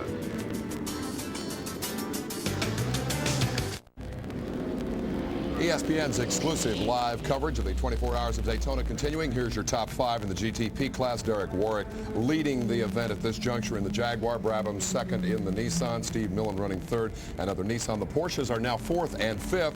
And John Paul Jr.'s car owner and co-driver is with us right now. Rob Dyson, longtime supporter of IMSA Racing and of Porsche's efforts. And many say the owner of the best Porsche in America. You agree or not? Well, so far we're right up where we should be. I think that at this stage in the race we got about 20 hours of racing left to go, and there's a lot of mileage between now and then. A lot of corners to go through. Unfortunately, lots of puddles to go through.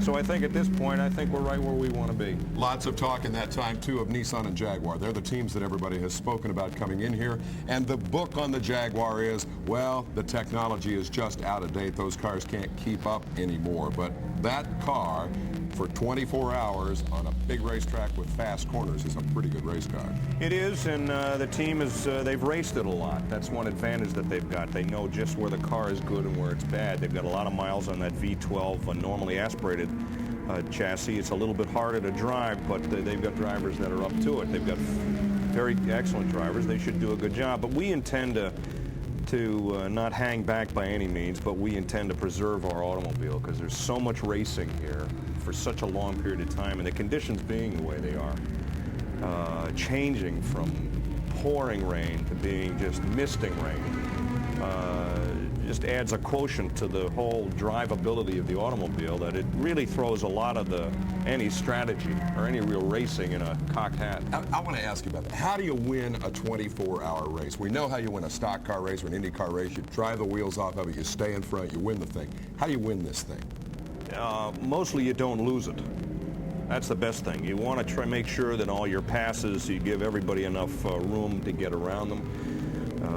Primarily just keep yourself from putting the car or the wheels of the car off the track. You want to make sure you're easy on automobile, not busting the gearbox or over-revving the engine. Wearing the brakes out.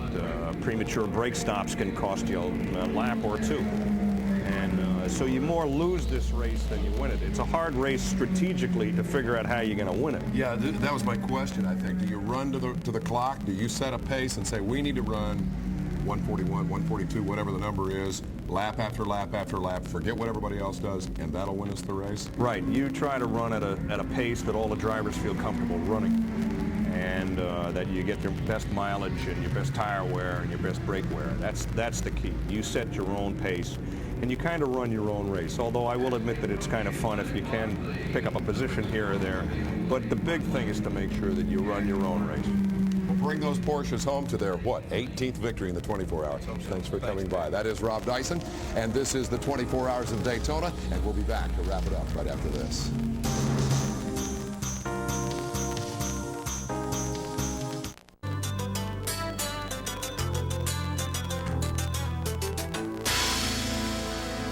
Live and exclusive here on ESPN, the Sunbank 24 IMSA race. 24 hours of grueling competition in the night and in the rain. Let's take a look now at the GTO standings as we have completed over 5 hours of this event. Wally Dallenbach and Max Jones continue to show the way in the Jack Roush cars. Bryce Cobb is running third, then Tommy Grunna and Don Knowles. Now, a guy who has taken up residence here at Daytona, not only for this weekend, but for weekends to come, Jack Roush. He's with our Marty Reed.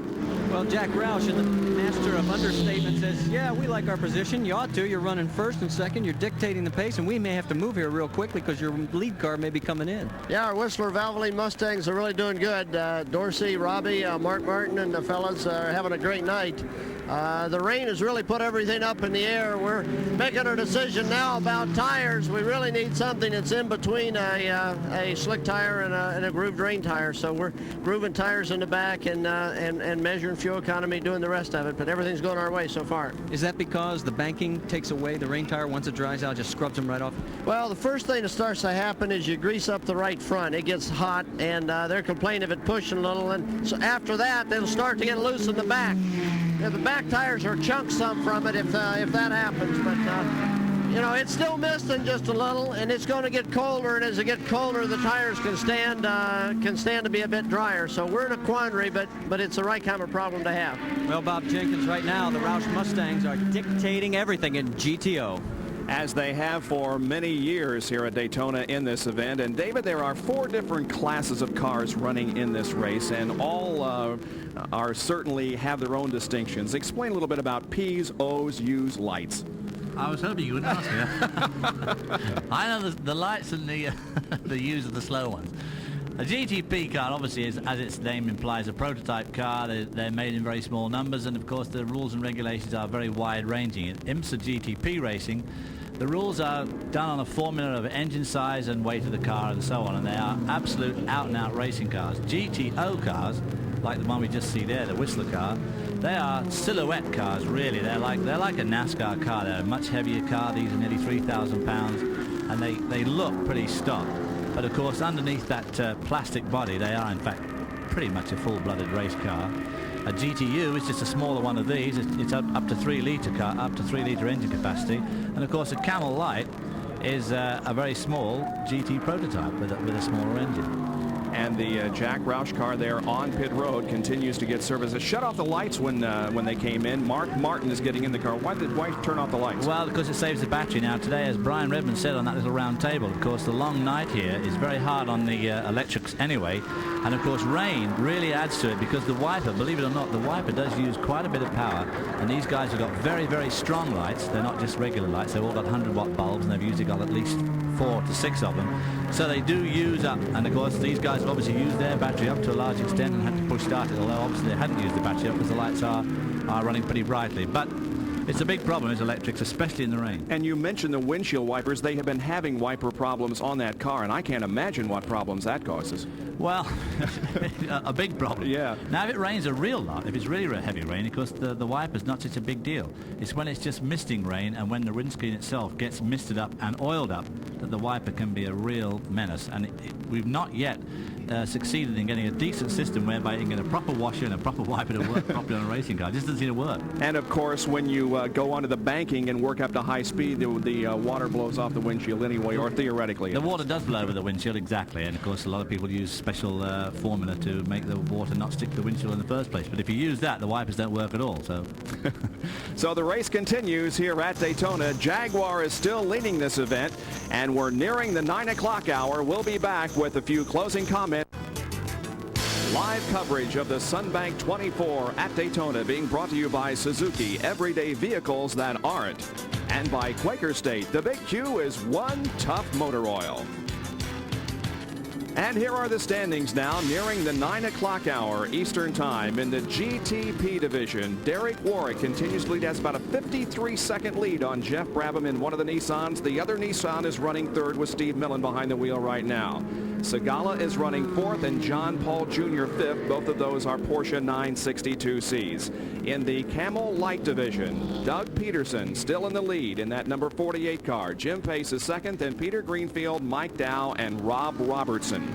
Going to the GTO division, the Roush cars of Dallenbach and Jones head the field. Bryce Cobb is third, Tommy Grunna is fourth, and Don Knowles running in fifth position. And now finally to the GTU standings at this hour. Peter Urea in number 82 is the leader. Don Reynolds is second. Miguel Morajan third. Mike Gagliardo is sixth, and Jay Kohler is running in fifth position. Well, David, looks like you and I get to go back to the hotel, take some nice food maybe, and have a snooze. Marty Reed is going to stay up all night and make sure that nobody misses anything when we resume our coverage tomorrow. What a shame. I would like to add that fifth place in the GTO at the current is by that Corvette, the Morrison Corvette, which is a really very, very much a standard car. GTO to the absolute nth degree. That is a real GTO. It's not a trick race car at all. It started off life as a production car. They're doing obviously very, very well. I expect the wet weather's helping them a bit. I believe that one of the team cars was out of the race real early, which kind of surprised us. It went behind the wall in just the first very few laps. It did, but of course the other one is doing more than can be expected of it, I think, so far. Well, when we see each other again about 3 o'clock tomorrow, who do you really think is going to be in the lead? Can the Nissans hang on, or the Jaguar, who's leading right now? Well, of course, everybody said, oh, the Jaguar, when the one broke in practice, that they were down to 50% of their effort. But my point is that only one of them's going to win anyway, and it just might as well be that one. But I think that I would still watch out for the pole-winning Porsche of Bob Wallach. It's very rare that the pole-winning car wins one of these 24-hour races, but I wouldn't put that one out of our thoughts altogether. Well, we'll see you at 3 o'clock tomorrow afternoon live here on ESPN for the conclusion of the Sunbank 24 and then a half hour of pre-race activity. For Dave Despain, Marty Reed, and David Hobbs, this is Bob Jenkins. We'll see you tomorrow at 3 o'clock. Until then, so long, everyone.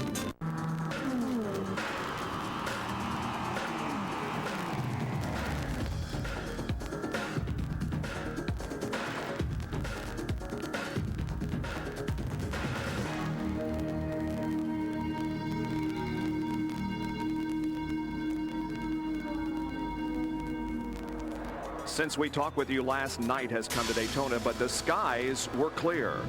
Jaguar and Nissan were leading in the early part of the night. The number 83 car made numerous pit stops, but they were routine for driver changes and, of course, the 100 liters of fuel. Jaguar also had a routine early night. The drivers exchanged the chores, and at one point it appeared the battle between Jag and Nissan would continue all night long. The number 84 Nissan gave that team a double punch, while, of course, Jaguar was only running one car. The Andretti Porsche, in during the early part of the race with ignition trouble, began to work its way back up through the field, despite a penalty assessed on pit road.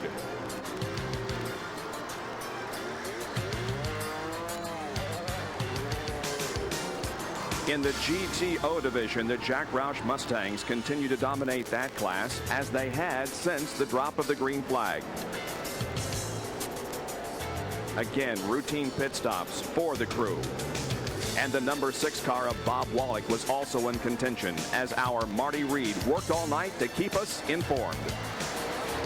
At 1 o'clock, the entire complexion of the race had changed. The Bud Light Jaguar had taken a 2-lap lead over the rest of the field.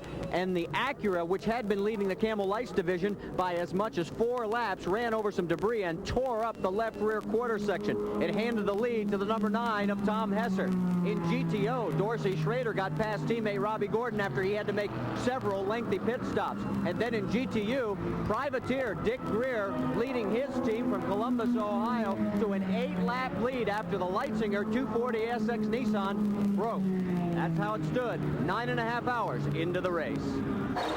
Then about 2 o'clock this morning, things started to happen. The Jaguar came in with steam rolling from the car. The crew tried to assess the problem. They replaced a water pump. They replaced a radiator. Later, they replaced another water pump, but it was all to no avail. And at about the same time on pit road, one of the Nissans came in, also with an overheating problem. We talked with Marty Reed about that. Graham Donaldson at the 10-hour mark. The Jaguar hands you the lead, but you can't hold it. They end up blowing a water pump. You had steam. What happened? We had a small pinhole in the radiator somehow, and it's we had a problem a little bit earlier, and we're putting water through, and we're losing it, but we couldn't find it. That time we took the nose off, we saw a pinhole, and we had to swap it. Now we're having trouble to get the water to stabilize between the 2 cylinder heads. Still got half a race to go. Can you catch up? We'll be there. The only serious crash during the night was the Dower Racing Porsche driven by the Unser family. Robbie was behind the wheel when trouble struck. What happened out there? Well, just I guess going on to number 1, I got in a little bit deep, and the lights, we've been having a problem with them going on and off, and it got black on me, and I didn't miss a corner. That's all. Yeah, there were a lot of laps out there where we saw you with just one light, and that's next to impossible. It goes on and it goes off, so. And it went out while I was going into the corner, and I didn't quite know where to go, so. You going to be able to get it fixed, go back out? So, it looks like if we can find some lights, it'll be okay. But they were unable to get back into the race. And the Yost Porsche 962C of Bob Wallach, the car that was on the pole, also began to experience problems with overheating again.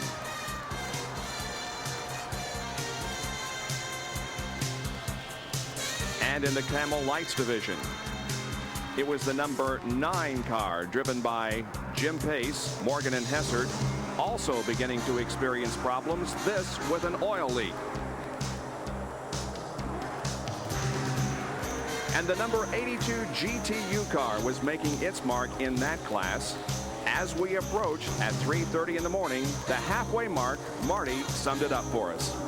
After 3 lead changes in 3 hours, what ends up at the midway point is a 3-way battle between the 83 Nissan, the 16 of Rob Dyson, the 962 Porsche, and the 7 Porsche driven by Hurley Haywood and company out of the Yost camp. If it wasn't for 4 a.m. in the morning, I'd probably make some lousy pun like Dyson's dicing. No, it's time for some sleep. And at the halfway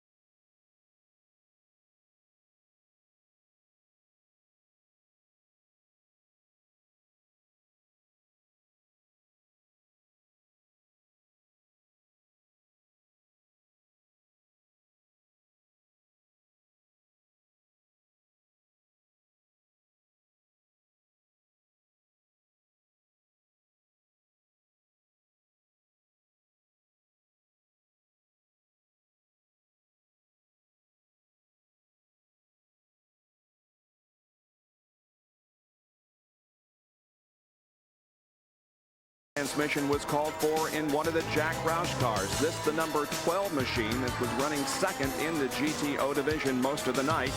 They called for a new transmission and they installed it. The car is back on the track. Well, it's a bright sunny day as you look live at Daytona International Speedway. We are seeing the sun for the first time since we've been here, and I'm welcoming you to this final hour of competition, actually the final half hour, and then a half hour of post-race show. I'm Bob Jenkins along with David Hobbs, and we have seen a lot of activity in the last 23 and a half hours. The Nissans are pretty much out of it, the Toyota pretty much out of it, and it looks like that a Porsche 962 may be the winner of this thing. Well, I would say at the moment it looks pretty good. It's got a 20-lap lead, but they've got a trouble with their water system too. They have to keep injecting water under pressure into there, so even they could be in trouble. Let's go down for a report on this problem with Dave Despain. There is concern here about that water leak, but there are no steps being made to let it affect the strategy. There had been talk of parking this car and letting it sit right here at the start-finish line, which is in fact about 6 feet in front of the front fender of the car. He's driving across it just now. The decision was made to go ahead and press on. Let's go down pit road to Marty Reed. Well, the car running in second place in GTO, driven by Dorsey Schrader. Jack Roush's Mustang in for tire changes. Now, talk about methodical planning, guys. You got all this debris after 24 hours of racing, and Jack Roush is planning on bringing both his cars in to make sure they've got good, fresh rubber. So the number 15 car moves back out onto the racetrack, and we follow it around the course with an in-car camera. Robbie Gordon behind the wheel of that car. Let's review the standings now. John Winter in the number 7 car, the Porsche 962C from Yost Racing, is the leader. One of the Nissans, the number 83 car of Chip Robinson, is running second. James Adams in the Porsche 962 is third. Mario Andretti, they were on the lead early this morning but had problems and have now dropped back to fourth. And Robbie Gordon in that GTO car is running fifth overall. Now checking the Exxon Supreme GTO standings, of course, Gordon would be the leader of that division with his teammate Dorsey Schrader in second. Jim Stevens in another Roush car is in third place. Andy Pilgrim in number 92 is fourth, and John Osteen in the Mazda is running fifth. They also had a problem on course but are back out on the track. the Camel Light standings, Parker Johnstone continues to lead that series. In the Acura Spice, Peter Greenfield, the defending champion of that division, is running second. Hendrik Tenkati is third, Todd Brayton fourth, and Stephen Hines is running fifth. And in the Exxon Supreme GTU standings, it's Peter Urea in number 82 with about a 27-lap advantage on the 37 car. Kelly Marsh is running third, Alex Job fourth, and Brad Hoyt is running in fifth position. David, this thing has moved around pretty much as planned, I guess. We had no major problems as far as crashes are concerned, despite the rain in the early part of the evening, and now we settle down for the final few minutes, and the tried and true Porsche back up on top. Well, I have to say that I was very impressed with everybody's driving yesterday afternoon and evening, and of course well into the night, because it was extremely bad conditions here. The spray was quite incredible at times, and how these guys managed to circumvent this traffic without any accidents at all really worth talking about. It was a great credit to all the drivers here. My closing comments last night, I did say, of course, I thought that Bob Wallach might be leading this race when we came back in the morning. Of course, I actually really meant Henry Pescarolo and Hurley Haywood, which is in the sister car. Again, Porsche looking so good in these long endurance races for which they are so well suited. They really do run well in these races. By the way, Bob Wallach has been running that number 7 car. He was quoted saying, "Oh, the younger guys need some help, so I've decided to get into the car." And this, of course, will put Hurley Haywood at the top of the endurance list. He'll have 9 major endurance victories to his credit. That is assuming he wins this race, but as time ticks away now, that becomes very, very probable, because even if they just stop and wait, they're not going to be unwound. And there is Hurley Haywood, and he hopes that that car can go just a few more laps, about 20 minutes worth, and bring home another victory here at the Sunbank 24 at Daytona, being brought to you by Jaguar, a blending of art and machine. By Quaker State, the Big Q is one tough motor oil. And by Budweiser, the king of beers. Remember, know when to say when. We'll be back with more live action from Daytona right after this. We're back live at Daytona with a man who stands at the verge of history. This is Hurley Haywood. He's raced 40,000 miles here at Daytona. He's about to win his 5th 24-hour if everything holds together. Nobody's ever done that before. How does it feel? It's gonna feel great. I've got every single body part that will cross itself is crossed right now. So this is the worst time. I mean, these closing minutes, you know, I've been around racing for a long time, and anything can happen. So it's not over until the checkered flag falls. All up and down this pit road, we've seen the favorites die. The Porsche has pressed on. Is the water leak a serious problem? Well, it's a problem. It's not really serious. We have a very good handle on it. We have, you know, our computer system here that radios back exactly what the engine is doing, so we're able to very closely monitor it. And if the water temperature starts to get too high, we bring the car in and add oil or add water. So it's not really a big problem.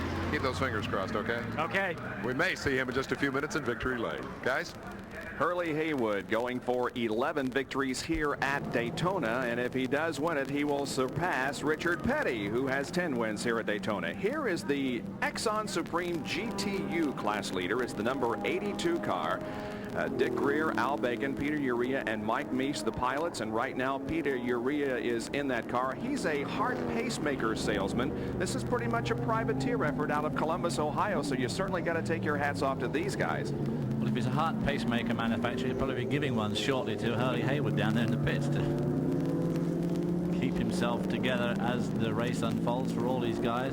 This, as Hurley says, this is the worst part of these 24-hour races. It's hard to envisage at home just what a long time 24 hours is when you're at the racetrack. And of course, when you're in a leading position and you're not driving the car, you know, so much depends on the guy who's in the car. And suddenly your confidence tends to vanish to your co-driver. This 82 car has a 27-lap lead on the second-place car in the GTU division. That would be the Espinoza, Wilson, Solano, and Morajan car. So it looks pretty good for Peter Urea in car number 82 as the winner of the Exxon Supreme GTU series.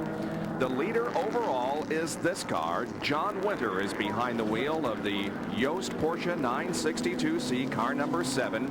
They are about 19 laps ahead of the second place car, the Nissan, now being driven by Derek Daly. So also looks pretty good for this car coming home to victory lane in less than 15 minutes from now, and the winner of the Sunbank 24 for 1991.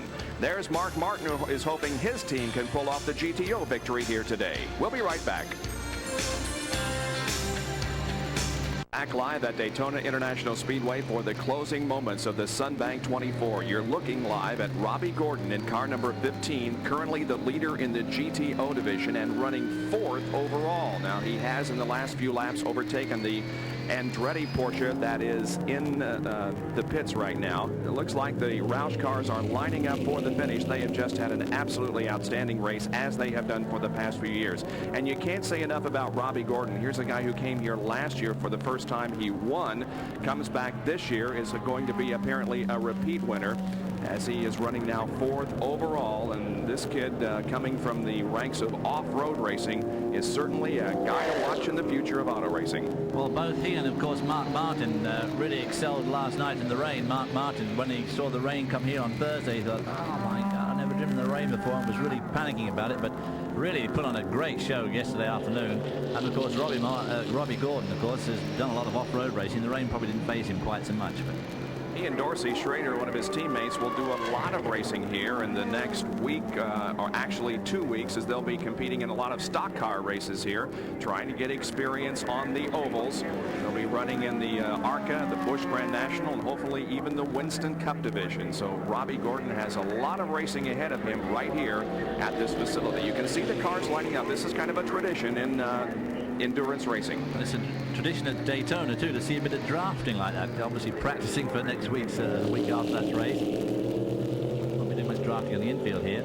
These cars lying 4th and 6th at the moment.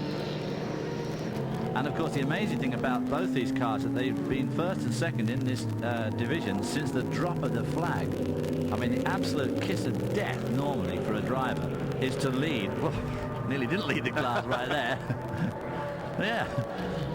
Taking time out for fun this late in the race is pushing your luck a bit, but well, there are only now an estimated 6 laps to go in this event, and the checkered flag will come out, ending this twice around the clock affair. And the 962C, driven by John Winter, continues to set the pace. He moves high on the banking and isn't running nearly as fast as he was in the early part of this day when the track finally dried. They're just trying to settle the car in and make sure that it finishes. How about a 962C in the specifications on the car? Well, there you see it. It's the old Porsche engine that's been revamped. Of course, it's water cooled now, 3-litre twin turbo, gives about 700 horsepower. That's probably pretty conservative for qualifying. It probably gives about 750, and right now it's probably giving about 450. They probably turned it down quite a bit. 5-speed gearbox, and of course the thing about these Porsches is the gearbox is a fully synchronized gearbox. It's just like driving your street car. I mean, you really can't mess up a gear shift, and all those sort of things are what make these Porsches such absolutely cast iron in these races. Oh, and the Mazda apparently is on fire, as the driver has climbed out of that car. I believe that to be John Osteen. That's the number 63 car. About 2 hours ago, that car went off course and parked over by a guardrail. They did some repair work to that and got it back on course. But now, as you can see, Osteen is out of the car, but smoke is pouring from it. And here in the closing moments of this race, the fire crew arrives on the scene to make sure that that situation doesn't get out of hand. Well, it seems pretty out of hand to me at the moment. Brian Redman, our compatriot of many years racing, spent hours working on that car just a couple of hours ago and finally brought it back into the pits, and John Osteen got in. But obviously this is another problem that's reared its head, and the Mazda team haven't really had much luck in this 24-hour race. And going into the race on Thursday and Friday, everybody thought that these cars would really give those Roush Mustangs a tough run, because the two Mazdas here out-qualified the Mustangs quite easily. And the consensus is that during the year that it will be a battle royal between the Mustangs of Roush and these Mazdas. Lead driver, of course, being Pete Halsman. Looks like John is okay. You remember what happened to the other Mazda that crashed during the driving rainstorm with Calvin Fish behind the wheel yesterday afternoon. Here is the second place car of Derek Daly. It is in second place, about 19 laps behind, and we'll compare the statistics we showed you on the 962C with the Nissan and the engine that they run. Well, of course, the big difference between the Group C regulations in Europe and the IMSA is that the engines on Group C are really totally unrestricted. Like the Mercedes, which won the championship last year, had a 5.5-litre V8 twin turbo, which you wouldn't be allowed to run in IMSA. The big restriction comes with them on fuel. They're only allowed to carry 26 gallons on the car, and when they fill it, it's restricted to 1 litre a second, so pit stops are much longer. That, of course, is all changing for 1991, because Group C changed to a 3.5 litre normally aspirated engine, no turbos allowed.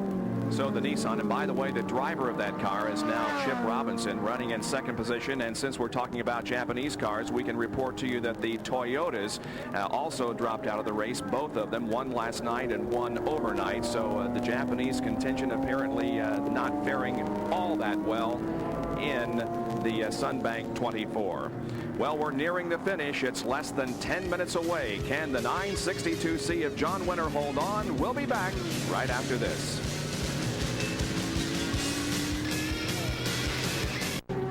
Bob Jenkins, David Hobbs, Dave Despain, and Marty Reed back live at Daytona International Speedway for the conclusion of the Sunbank 24. The overall leader is John Winter in the Porsche 962C number 7. This car is leading the Camel Lights division, and this car has pretty much dominated this division, as many said it would. This is Parker Johnstone in the number 48 car. It's powered by an Acura, a Honda engine with a Spice chassis. They had some problems overnight. The suspension broke on the car, and you can see some black there on the engine cover. That's a complete new assembly because the suspension failure tore out that section of the car, but they're still up by about 25 laps. Well, the 48 car exemplifies what a 24-hour race is all about. As we saw from our from our coverage over the night there, at halfway point this car was running in 4th position in Camel Lights, was well out of the frame, but of course it is the fastest car in that position and in that league, and has managed to pull itself up into a fairly substantial lead now. And of course, so the Japanese really are going away from this race not with too much egg on their face. They're leading the GTU division with the Mazda. This Japanese engine here is leading the Camel Lights, and of course I'm sure that Derek Daly and Chip Robinson are hoping they're going to come at least second in the overall frame of things. We talked with one of the drivers of the 36 car, the defending champions of this race. They're running second, and they said they just simply can't catch this car. This car is slowing car almost to a stop, it would appear. Parker Johnstone is in trouble here with about 5 minutes to go in the race, but again he has a 25-lap lead. Here come the Roush Mustangs as Parker will pull off the racetrack. But he's got us across the start-finish line. Wow, this is quite a development here, ending their race with less than 5 minutes to go, but it could very well win the division, parked right there on the race course. I wonder if he's got a fuel pickup problem, because while we were just talking about him earlier on, as he came down past the pits, I noticed him swerving the car just a little bit, which is a fairly, normal sign that someone's trying to shake the fuel around in the tank to get it to work. It could be that they've got a pickup problem, dirt in the tank or whatever after 24 hours, and it may not be picking all its fuel up. Here is the leader of the race, the Yost Porsche number 7, the team car to the one that sat on the pole, John Winter, behind the wheel right now. He got into the car about 2 o'clock this afternoon and said he would take it the rest of the way. So he has less than 5 minutes to go now. And all those cars following him, of course, are desperately going to stay. You watch, there won't be any overtaking now, because they're going to make sure they're in the picture as it crosses the line at the mentioned hour. They're going to be right there alongside the lead car. We understand it's a battery problem that has sidelined the number 48 Camel Lights car of Parker Johnstone, the leader in that class. John Winter making his way through the racetrack pretty carefully into turn number 2 now on the banking. Pretty carefully, I would say extremely carefully. I would almost consider that tiptoeing. Yeah, absolutely. At this stage, boy, I mean, every noise in the car, and every little knock, every little noise you hear, it just brings your heart to your mouth. But of course, they've got such a huge lead that at the moment, I mean, they're in very, very good shape. Into the chicane here on the backstretch. This is where the Jaguar crashed on Thursday. That really took the Jaguar team by surprise, of course. It eliminated their chances by half of winning this race, and as we told you earlier, the number 2 Jaguar dropped out about 6 o'clock this morning.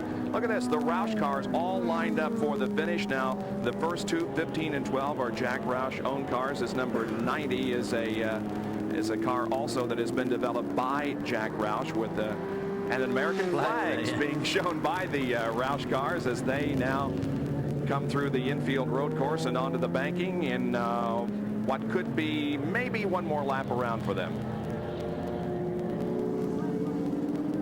So a lot of patriotism being shown from the Jack Roush Mustangs as they are going to finish first and second in GTO. Hey, you really got to take your hats off to the Andretti clan because they had worked themselves up from about 37 minutes behind several laps.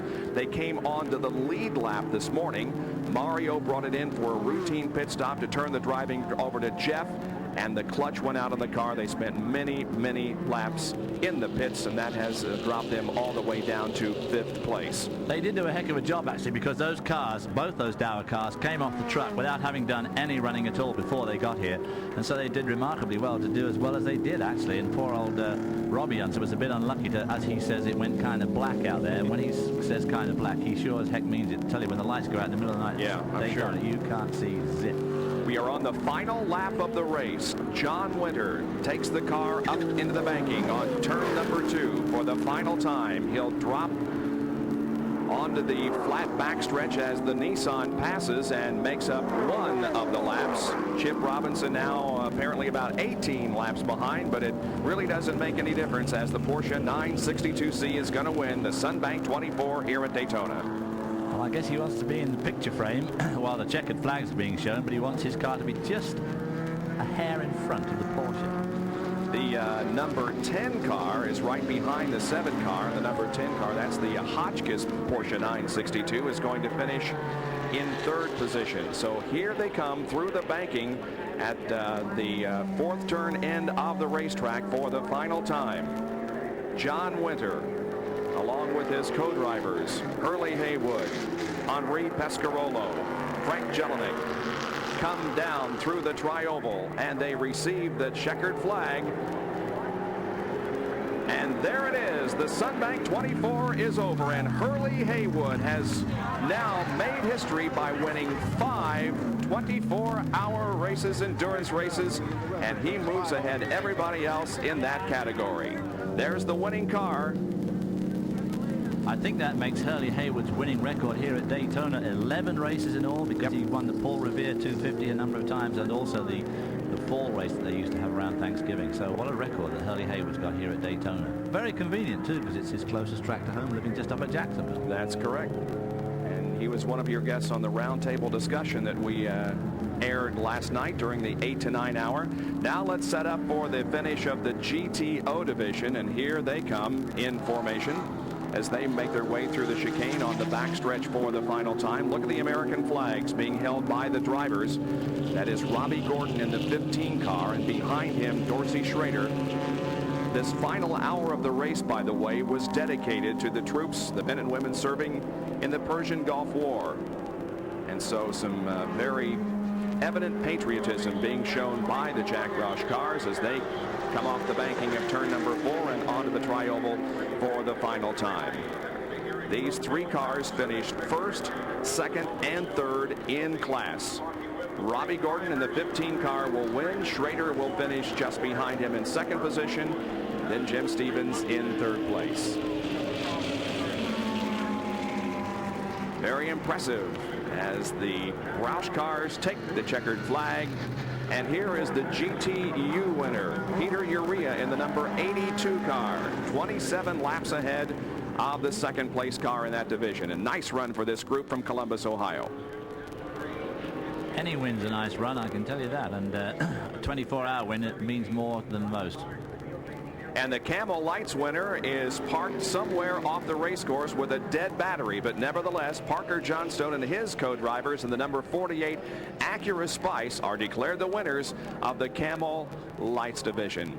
But the car of the day, the one that has won overall in the 24 hours at Daytona, the Yost Porsche driven by John Winter, will be back with more from Daytona.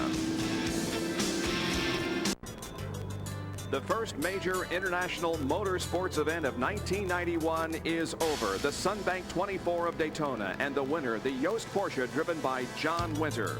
The Nissan driven by Chip Robinson, car number 83, finishes in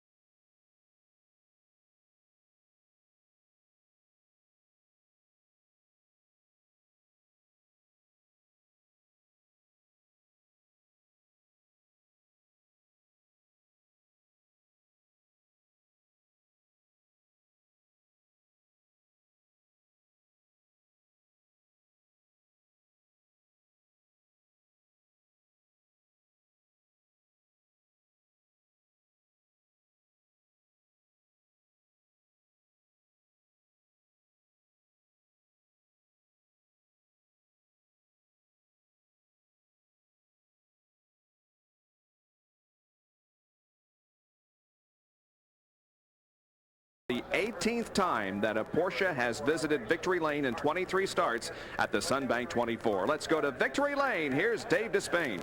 Well, they have hosed down the car. They have kissed the car. They are celebrating here in Victory Lane, and no one has more to celebrate than Hurley Haywood. You can uncross all those fingers and toes. You are the undisputed king of endurance racing, and congratulations on your 5th 24-hour victory. How does it feel? It feels great. I mean, the team did a great job. I mean, the car has been good. I was really lucky to have terrific co-drivers, and everything went according to plan. We had the pace was very tough. I mean, we really had to try hard, drive hard, and I'm just thrilled to be here. Tell me about problems. It's never easy to win one of these things. When was it in most doubt for you? Well, we really didn't have any big problems. We had to change the spark plugs. We had to replace a battery. We had to worry with the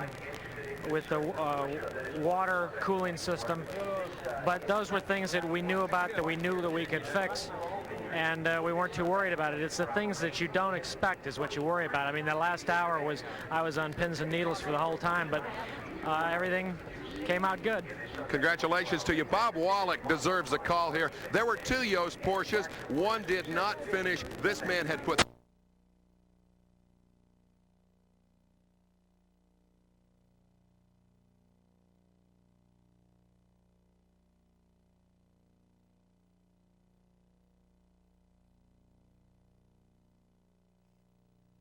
other Porsche teams chase us, and they keep the blow-up car in reserve a little bit back. They made the old fellow like you the rabbit? Absolutely. This is what they did, and because they asked me to do the rabbit in case the car wouldn't finish, they allowed me to come and help the others. You've done very well. Congratulations. Let's go back topside to Bob. And our congratulations to all of the Yost team. And by the way, the Yost team last won here at Daytona in 1980. And among the drivers, the owner of the team, Reinhold Yost, he was teamed then with Volker Merrill and the late Rolf Stommelen when they won in 1980. They have another victory here in the Sunbank 24 as the number 7 Yost Porsche has driven 24 hours of endurance and made it all the way to the finish line. The GTO winners, the Jack Roush team, will be back with more right after this.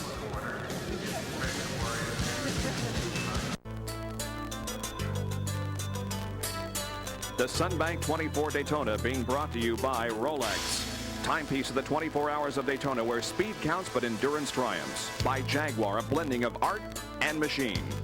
And by Quaker State, the Big Q is one tough motor oil. The overall winner, the number 7 Porsche in Victory Lane, but there's a major celebration going on in the GTO Victory Lane area. Let's go to Marty Reed for that. We've got a first down here, guys. We've got whipped cream in celebration. Turn around, Robbie. This is Robbie. And that's courtesy of teammate Dorsey Strayer. Jeez. Oh, God. Okay. Well, so much for decorum here. Let's go. Come here a second. Yeah, that he deserves that. What happened to Mark Martin? The shortest guy in the crowd has been lost. He's bolted the other way. Come here. Hey, this is 2 years in a row. You think we ought to just give you this trophy each year and not run this? Well, you know, it's not me. It's the whole crew. Jack Roush's team. You know, Jack and his crew built the best cars out there, and this Ford Mustang just ran flawless. You know, we changed the oil pump belt, and that was it for the whole day and night. Mark Martin, I know that, you know, you have plenty of experience here from running the 500. Explain for our viewers the difference after running a 24-hour. Well, the difference really is the car. You know, the team, the Roush team, they know how to win this race. And Robbie and Wally did a great job in the car. We ran fast, but we ran real easy on the car. And it was just a good combination. We had a great car and a great team behind us, and the guys did a great job driving it. Wally, give us your thoughts. I mean, this had to be a very sweet moment for you also. Oh, it really is. It's good to be back with Ford. First 24-hour I won was in '85 with a Mustang, and had a couple of good co-drivers, and we had a great race. Everything went like clockwork. We didn't have any problems. The team did a great job. And if somebody's going to come here and try to beat Ford and Roush, they've got a lot of homework to do. Well, I got to tell you guys, when you really think of this, winning the Daytona, 24 Hours of Daytona is an accomplishment in itself, but these guys are praising Jack Roush. The crew, where is the crew? Because these guys finished 1, 2, and 3. And that is a heck of a job. Let's go over to Dave Despain with our Camel Lights winners. And here is the moment that Hurley Haywood has been waiting for. Roland Pouton presenting the Rolex Trophy. This is the commemoration of his 5th victory here at Daytona, Porsche's 18th win, and that is the photograph that will play across all of America as Hurley Haywood becomes the all-time winner here at Daytona of endurance races. His 5th win and the Rolex Trophy, along with a Rolex wristwatch. Hurley Haywood with 5 wins here at Daytona, 2 at Sebring and 2 at Le Mans, makes him the overall endurance champion. And of course, as we said, this was his 11th win at Daytona. Also, hats off to the Ford people who have won a 7th consecutive title in the GTO class. Those guys were, I would say, celebrating quite hard down there in Victory Lane in the GTO class, wouldn't you? I would say they're celebrating extremely hard. Nice to see a bit of sophistication winners. That's right. But they deserve it. I mean, 24 hours is a long time. I'm glad I'm not staying in their hotel. That's right. What did we learn here this weekend? You know, the 24-hour race is so different from any other on the IMSA circuit. Did we learn anything that we can apply to the shorter races that are coming up in 91? Well, I think that Rob Dyson said it all in our show last night between 8 and 9 when he was being interviewed by Dave Despain. He said the thing to do with the 24-hour race is not to lose it. And I think that's what the combination of the drivers in that Yost car did, and of course the team. They just didn't lose the race. They never once rose to the bait of trying to overdrive themselves or their car. And the thing about a 24-hour race is you absolutely have to be around at the end. Now the GTO cars, they're a bit different. I mean, those guys just drove flat out right from the drop of the flag. And Mark Martin says they drove fast, but they drove careful. But I mean, yeah, careful's careful. I mean, when it's raining like it was for, what, 6 hours yesterday? I mean, those guys did extremely well.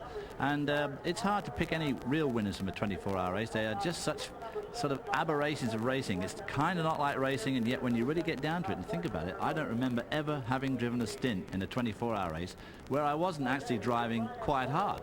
And I'm sure that these guys were the same. You do have to drive fast, but very, very carefully. Now, the Jaguars and Nissan have a tendency to steal the headlines in a 24-hour race, but the Porsche comes through. Are you surprised that the Porsche came through in the final 24 hours? Well, not really, because like I said last night, you know, I did say that I wouldn't put it past Bob Wallach to win this race. He did by getting into the second car, but there's no doubt about it that the Porsches do have a tremendous record in this sort of racing. The Nissan must be very happy with their second. It's the first time they've finished one of these 24-hour races. So they're looking pretty good. Jaguar would be disappointed, but then, of course, they went into it at a big disadvantage with only one car. That's right. Well, it's all over. Porsche 962C wins the Sunbank 24 here at Daytona. A lot of celebrating going on down at Victory Lane. We still have lots more to bring you in the next 10 minutes as we conclude our coverage of the Sunbank 24 here at Daytona. The Yost Porsche 962C number 7 wins overall. Here are the final results in the Camel Lights division. Parker Johnstone takes the Acura Spice to the victory in car 48. The defending champions of this race, Peter Greenfield and company, finished second. Third was Hendrik Tenkati. Fourth, Todd Brayton. And fifth was Stephen Hines. Let's go down for the lights celebration. And Dave. I've already warned these guys I don't want anything sprayed on me, and they've agreed. Let us congratulate Steve Cameron, first of all, native New Zealander, making his very first start in a Camel Light car. I guess that makes you a true force in this division, huh? Yeah, it's a nice way to start in these cars. I'd actually never seen Daytona before, and I'd heard all the stories about it, what a awesome place it was, and it lived up to its reputation. It's awful hard work. The car ran great, though, and I can't thank Acura and BF Goodrich enough for the opportunity to drive the car. Congratulations to you. Doug Peterson had an unusual experience. Not many people in this race had the opportunity to rear end Jeff Brabham's Le Mans Nissan. He did it. How did that come about anyway? Well, I was driving down the back straight about 3 o'clock in the morning, and a GTU car moved over, and in the middle of the track was a rear corner of Jeff Brabham's Nissan with 2 taillights sitting in the middle of the track, and I hit him head on, and it embedded itself in the nose of the car, and the crew has it in the trailer somewhere. We're going to try and go over and get Jeff to autograph it for us. Nice souvenir of the Camel Light win, but not the only exciting moment. Bob Lesnett, that car tried to come all to pieces on you en route to this overwhelming victory. Tell me about that. Well, it was a real scary moment out there. I think we lost an right, and then the tire blew up all in one lap, and it was at night, and it was one I'll never forget, that's for sure. What happens when that happens? I mean, it literally took the side off the car. Well, you just try and get it back, back to the guys, and these guys did an incredible job. I mean, if you could see what they did in about 30 minutes, they rebuilt the whole half of the back corner of that car. It's amazing. 23 hours and 55 minutes before the checkered flag. Parker Johnstone started from the pole. They built this huge lead, and the car quit, and you didn't get to take the checkered flag. What happened? Doug hit Jeff Brabham. I can't believe it. You didn't know, huh? No. Well, I tell you, it takes two ingredients, first of all, to get through this race, and that's a great crew and great equipment, and, of course, having consistent good co-drivers, and unfortunately had all three. B.F. Goodrich put great rubber under this car that got us through the race. The car was as consistent at the very end as it was in the beginning. Acura built one heck of a motor. I mean, this NSX engine was flawless, and we could have run just as hard at the end as we did for qualifying. And the chassis, the Comtech Racing, Doug Peterson, Don Erb, Chris Mellon, and all the guys who've been up till midnight 7 days in a row for the last 3 months. It's really paid off since Del Mar. Honda has a reputation that when they get serious and go racing, they can build a winning car. Tell me the future for this car and for you. Well, this is American Honda, not Japan Honda, but they're equally as serious. And Comtech Racing, which is the racing division of American Honda, is going to do everything we can to win the championship this year. And then we're looking for not better things, but bigger things. Hopefully there'll be a GTP car in the future, and we're looking forward to that. But today, 23 hours, 55 minutes. We've got a very sophisticated onboard monitoring system. The dash went blank. The car quit. I said, I don't believe it. 5 minutes. And I didn't feel strong enough to push it back around the banking. So it got us here. She started out a young lady, and now she's an experienced woman, and hopefully she'll get us through the rest of the year. Congratulations on a great run. Marty's got the shaving cream cleaned off. Let's go back to him at the other end of victory lane. I'm afraid not, Dave. Anybody tuning in just now probably thinks this is howdy doody time, but we've got the winners in GTU, and I've known this guy, Dick Greer, car owner of the number 82 Mazda, for over 10 years. This has got to be the highlight of your career. Oh, it is, Marty. This is just great. You live a long time, but you hope things like this happen to you. Your strategy has always been you just go out, you set the pace, and you let the race come to you. Well, this year we figured we didn't want to get behind. We were going after it to start with, so we plucked off the lead pretty quick. Let me talk to some of your partners in crime here. Of course, this is his wife, Anna, but Mike Mees, you've been driving with this guy a long time. As it was getting to the point where you knew you had this lead, I mean, it was like 8 laps at halfway point. What was going through your mind as far as what you were hearing in the car? You hear everything in the world, you get very nervous, and you just know something's going to come apart.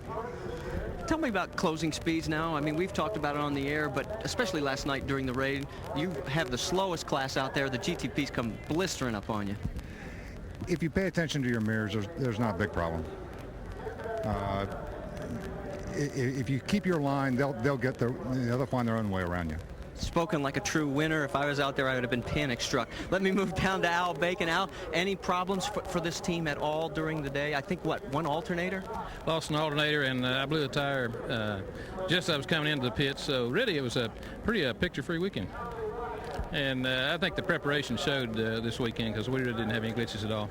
These guys are a lot more subdued than the Roush team. I mean, maybe because you were 30 laps out. Peter, you won this last year. You're a defending champion like Robbie Gordon.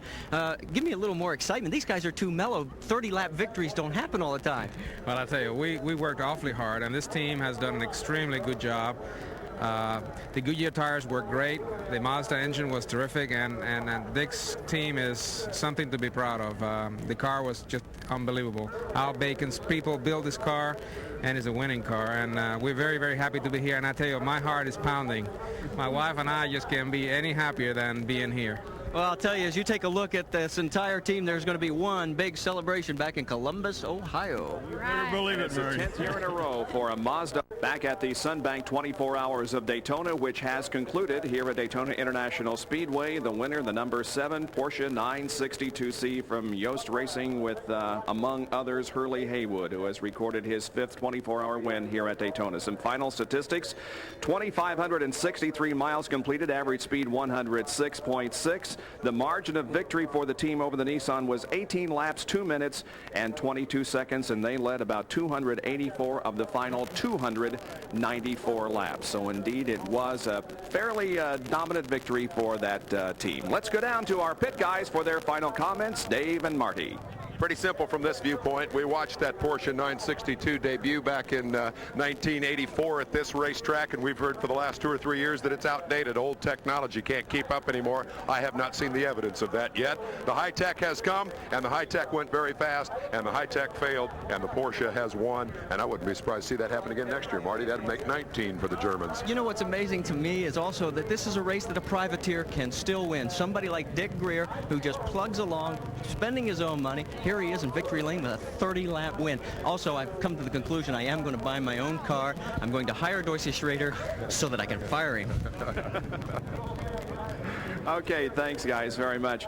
You know, the team that I'm impressed with, as Parker Johnson said in victory lane, Honda doesn't do anything in racing unless they're serious, and I think they have proven here in their inaugural 24-hour race that Honda USA is serious about this Acura engine that was in the Spice that won the Camel Lights division.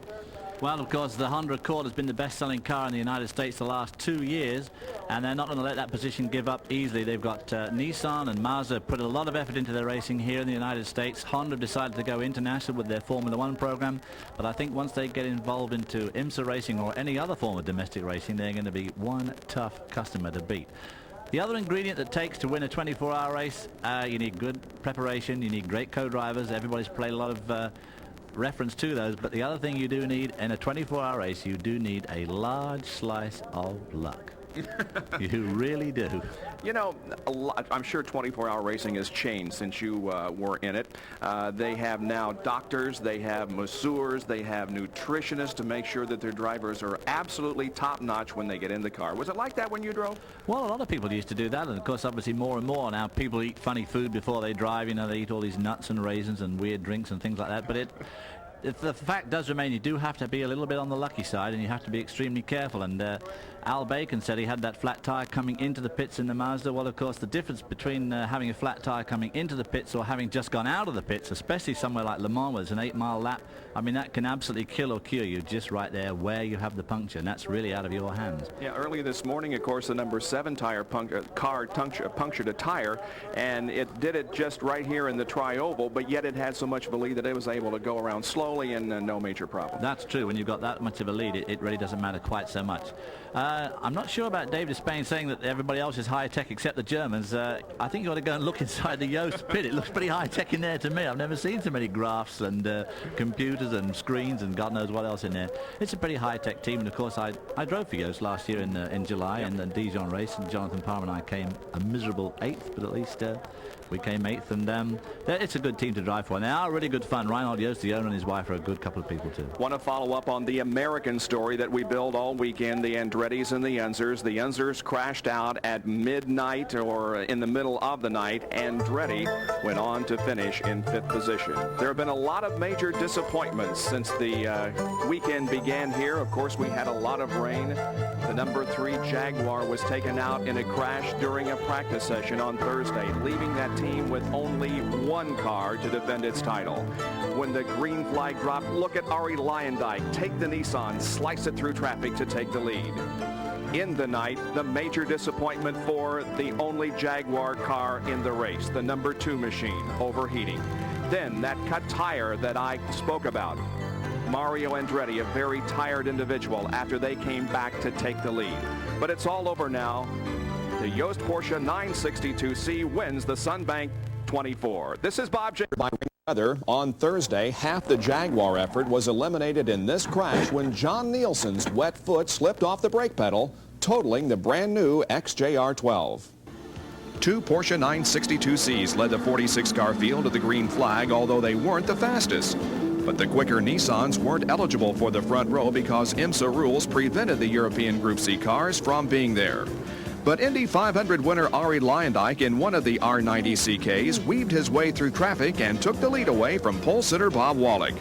Luyendyk later told me he was performing a radio check when the green flag came out and was caught by surprise.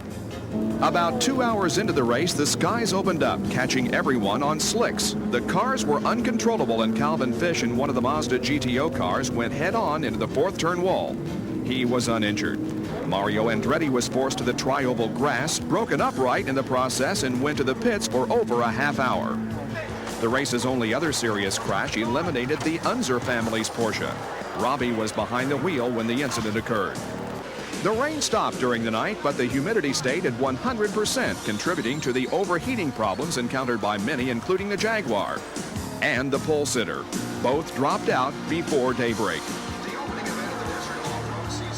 After Speed Week had re-aired between 6:30 and 7 o'clock Eastern and the sun had come up, it set on one of the Nissans, out with a broken motor mount. But by then, the Andrettis had worked themselves from being 18 laps down in 33rd position to the lead. But when Mario came in for a routine pit stop to hand over the driving chores to son Jeff, the clutch failed on the car and it eventually finished 5th. The number 7 Yost Porsche, sister car to the pole sitter, cruised to an 18-lap win over the remaining Nissan.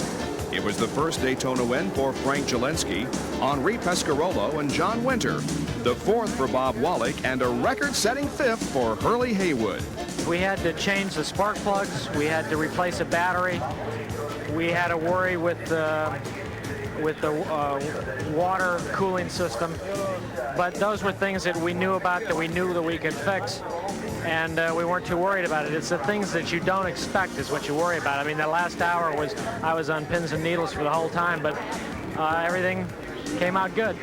Other division winners in the Camel Lights, the Spice chassis powered by an Acura engine with Parker Johnstone, Doug Peterson, Steve Cameron, and Bob Lesnant behind the wheel, which lasted 23 hours and 55 minutes. The independent team of Peter Urea, Al Bacon, Dick Greer, and Mike Meese captured the GTU title. And in GTO, the Jack Roush Mustangs lined up in formation with American flags flying for the last few laps.